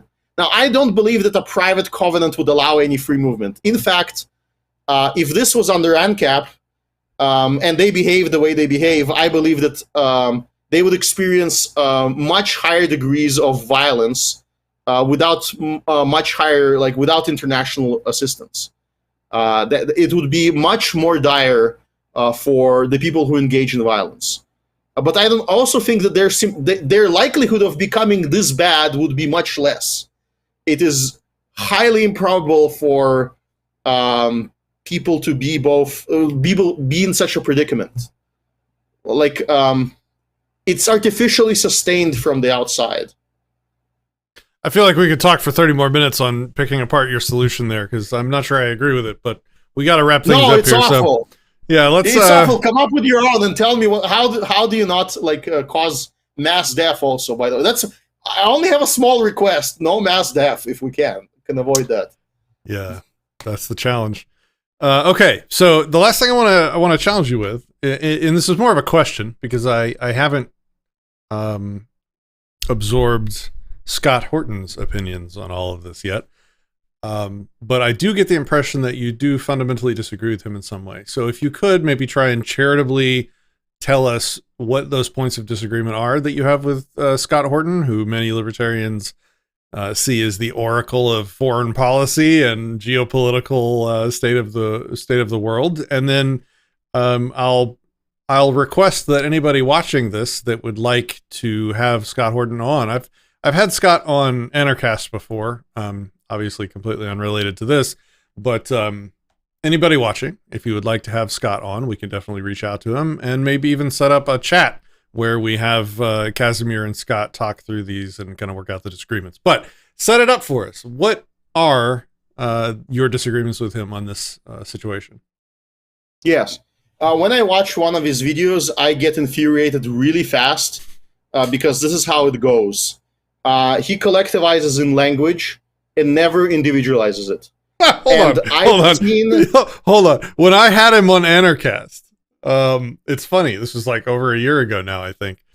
I made one suggestion to him in the middle of the interview. I said that you stop using this collective language because it was all over the place in that interview that I had with him. And he was kind of annoyed by me suggesting that he shouldn't speak in collectives. And if that annoys you, it probably means that your position or some part of your worldview is based on those collectives being in play. And so by suggesting that we shouldn't think in these collectives, it probably frustrated some of his positions. So that's interesting that you pointed that out as the thing that bothers you. But yeah, go ahead. I watched a stream of Ukrainians yesterday, and also, like as usual for me, typed angry things in the comments because they were saying that Hoppe were saying awful things Hoppe says many awful things, but not the ones they talked about. He wrote an article recently about the Russian-Ukraine conflict, where part of his argument is that these are both criminal gangs fighting each other with other criminal gangs supplying them with weapons. And somebody just cut that part and didn't quote anything else he said. But he also mentioned the victims on both sides quite explicitly and gave detailed instructions that were so detailed I got bored and stopped reading them, where he would say, like, this is what you should do if you want to help. This is what you should do. You should generally stay neutral, but if you really want to help, do this and do this. And like, come on, teacher, I'm bored. Give me the spicy stuff. And I was disappointed. And then I hear them, but these libertarians in Ukraine, they had one brilliant point. They said, listen, the problem, and they collectivized all American libertarians in that statement, which is also funny. They said, don't collectivize when you speak as a libertarian. Say that you are speaking, as I sometimes do, like I'm speaking currently from the statist perspective. Then I can collectivize. But then I have to openly say that I'm speaking as a statist. And I know that statism is like false, so it's like a hypothetical sort of argument for debate bro stuff. As a libertarian, you don't collectivize. And they accuse us collectively, all Western libertarians are collectivizing. Why are they accusing us of this? Because they watch Scott Horton collectivize the Ukraine-Russia conflict. According to them, maybe also unfairly, because they did it to Hoppe, they might have done it to him as well. And it looks like collectivizing is just a human thing because it's a nice heuristic, and so they do it as they condemn it. And I'm doing it to them right now because I didn't name names. So I'll tell you openly, I am trying to provoke a debate, and one of the tactics is to say fairly mean things, to say that people are being dishonest. And I'll give you another example. Another thing that infuriates me is this tactic, which is the classical gish gallop. He says 5 things in like 10 seconds. Okay, well, hold on. And I have to spend two hours to go through each one of them and how they're distorted. If you listen to this, go ahead. No, I keep interrupting you. Sorry. I just want to... No, go ahead. I want to push because I'm going to contact him after this, and I'm going to say, hey, I've got this guy named Kasimir. He thinks you're wrong on tell me what I should say. Besides what you just heard, okay, here's the honest truth. I need to make a video probably before this debate happens, to be fair to him, where I take what his supporters claim is his best performance, because he has many performances that I could cherry pick that would be awful, where he just appears to a very simple audience and collectivizes the hell out of the arguments. Okay. But I'll be like charitable, and I have to make a video where I actually provide that. I'll give you examples. If he presents a document that was presented to Netanyahu with a plan of supporting Israel in the region by creating organized chaos against Iraq and Iran and other nations, then he should also talk that the document asks to defund Israel, to remove its reliance on American weaponry. That was part of the plan, and it's important to present it to people because that plan was a weird document presented by very weird neocons, supposedly ordered by Netanyahu, and supposedly ended up influencing American politics. I want to know the context as a viewer of how many such documents get produced in Washington every given day. I believe that a lot. There's a document to attack, South Korea. There's a document to attack North Korea. And most of them get disappeared because these are just think tanks creating garbage, which is how they get money. But this one document is used as a bludgeon against Israeli influence on American politics. And then I have other questions like, why is Israeli influence on American politics bad from a neutral perspective of a libertarian? This is the biggest state in the world with the biggest military. If Jews did not try to influence it, and Israelis did not try to influence it, and Arabs did not try to influence it through their own lobbying, they would be insane. It is insanity to not try to influence the biggest player.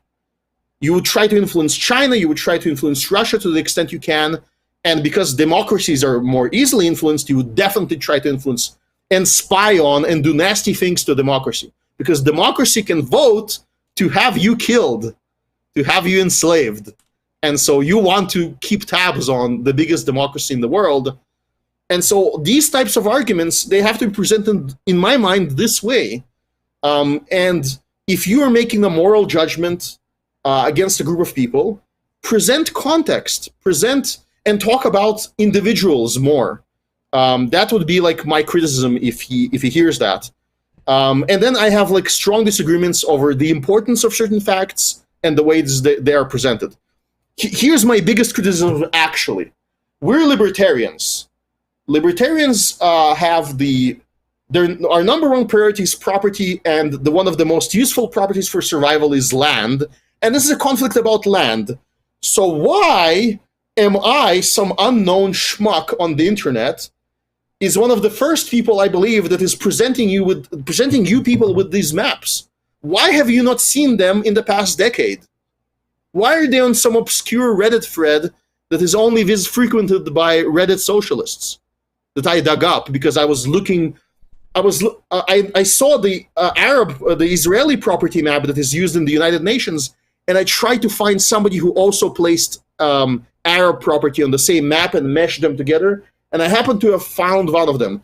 The Libertarian Institute gets a lot of funding and produces some quality work. For example, the collection of quotes for people who opposed the nuclear bombing recently, that was recently a big deal. That was a brilliant argument. I learned a lot. I learned that a lot of American statists were against bombing Japan for very pragmatic reasons. They produced that argument. They produced stuff. Produced that map of property. Where is it? You had a decade.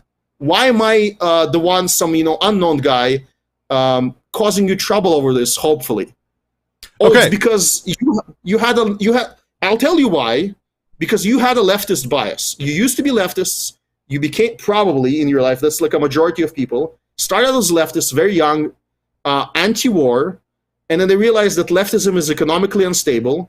They remain mentally leftist in terms of libertarian attitudes and attitudes towards foreign policy, but they become proper. You think Scott? Hypothesis. Okay. All right. Oh, sorry. False allegation. Probably hypothesis. But many people have this chain, and so maybe not Scott, but it becomes a popular argument. Libertarians who are consistent of everything suddenly collectivize when they examine foreign policy questions. Why? I don't know. Rothbard does it actually as well. It's a common error, seems to be. Yeah, the collectivizing when we talk about geopolitics is definitely a weak spot for a lot of people. Yaron Brook as an objectivist as well. There's something to do with when you start talking how things should be in the world. We start talking in concepts that don't exist in reality. So All right. So here's my promise to you and my promise to the viewers. If you can get me like a resolution, like a point of debate, or even maybe that plus a bullet point list of things to talk about around that, I'll reach out and we'll see if we can set up a chat or debate with Scott. And I'm happy to moderate if you want. And let's get it done. And I'm sure the people watching would happily sort of signal boost that up and to try and get some hype going around it. So if you're interested, let's do it. I think that I am interested, and I will try to do the necessary work to make that happen. And I'm very flexible on rules. I've existed in many like debate spaces. I like showing up on the Crucible where it's entertainment and blood sports. I like showing up here where not blood sports is allowed. Yeah, exactly. And as you can see, I can like if you watch the stream, I don't. If you caught me hiding things, it was just because we have an hour limit, and also this was somewhat unplanned because of the heat of the moment thing. So yeah, I'm a flawed human, and I'm open to your criticism of what evil thing I have omitted that should have been spoken about. There's probably a lot. I mean, those are very fair caveats that I probably should have mentioned in the beginning of the show. Like, this was not a well-scripted, long-thought-out thing. This was something that we had been talking about doing for a long time, but I think we literally decided to make this the topic 6 hours ago. So, in light of that, Kasimir, you did outstanding, considering you had no prep time. You gave a very thorough walkthrough of, well, with the time allowed. I mean, obviously when we're covering hundreds of years of history, this stream could have gone on for 20 hours, but for having only done this in a little over 3, I think we did pretty good. Guys, thanks for watching. Thanks for hanging out in the comments. I will hop over onto our Discord server in voice. Give me about 10 minutes after the stream's over, and I'll be over there. If anybody wants to continue the discussion or chat about anything that we talked about here, you are welcome over on our Discord. Kasimir, I'll give you the last word. If you have a channel or anything you'd like to shout out, go for it. I'd like to shout out the absolute enemy of Disenthrall, my friend Liquid Zulu, who makes good videos that deserve more views. Even though he's a giant ass, and he should apologize to Christian M immediately. Annoying, bad. Are you trolling me right now? Sorry. Are you trolling me? Like, okay, all right. Sorry. No, and there's and another people that brought me up into debating and often host me. Fabian Liberty. They still produce videos. Amazing pair of people, Scott and Mark. They produce the content. These guys produce content. Disenthrall produce content. I'm a lazy bum. Follow me on Twitter. Free Kasimir. I have the only thing I'll mention, just because you brought it up, was there's a debate method that I've been working on for years called the tensor debate method. It's the one I usually suggest to people. I'll find the most recent version of that. I think I have it in source control somewhere, and I'll drop it in Discord chat. So, all right, Kasimir, you did excellent. Thank you very much. I hope to see you back on. We have a whole, we were talking about doing a whole nother one of these on Ukraine, Russia, and you have a lot of direct experience with that as well. So maybe we do another one of these streams as soon as you're prepared. And then we also have you disagree with me on my complete and utter destruction of argumentation ethics. So you're welcome back on. I'd love to be challenged, and here I'm wrong on that as well. So you have multiple standing open invitations to return. Just let me know. I know you're a busy guy, and I know you retired today as well. So you did very well considering that you have a lot going on. Anything else? Yeah, I've never been this busy. It's nuts. I enjoy it, but it's crazy. All right. I have to. Thank you. Oh, of course. I forgot to say, you are generally wonderful host. If I am annoying in the comments, is because of the format. You're supposed to be annoying in the comments and type a lot of stuff so that the algorithm is happy. And also I enjoy your response every time you say like, haha, these guys in the comments, they should show up to debate. Well, here I am. Well, you didn't. Well, And I mean, fair. everybody else is a coward. You're right. You're right. I haven't fulfilled the promise yet, but everybody else is a coward, and that's it. I mean, you're spitting Sorry. facts. Everyone else is a coward. Most of the people that talk shit in the comments never actually show up to talk through it. Even though I'm a nice guy, it's not like I just grill the hell out of people and make them regret coming on. Usually, Listen, argumentation ethic is sort of funny. We agree on so many things that having that argument in like your that is used against socialists is sort of almost irrelevant with you. I think more important is like I can show you. We can do a stream that might be interesting to people. I'm on like these discords where people present the edge cases where we highly disagree on libertarianism. And some of these edge cases are wild and are not being given, a lot of breath because it takes effort to write articles, and it's scary. So maybe we can cover some of those and then see how you can help me resolve them, possibly with new ideas. I had a bunch of people over a long period of time also continue to nag Kinsella on the argumentation ethic thing. So he's getting back from a vacation. I think maybe in 3 weeks.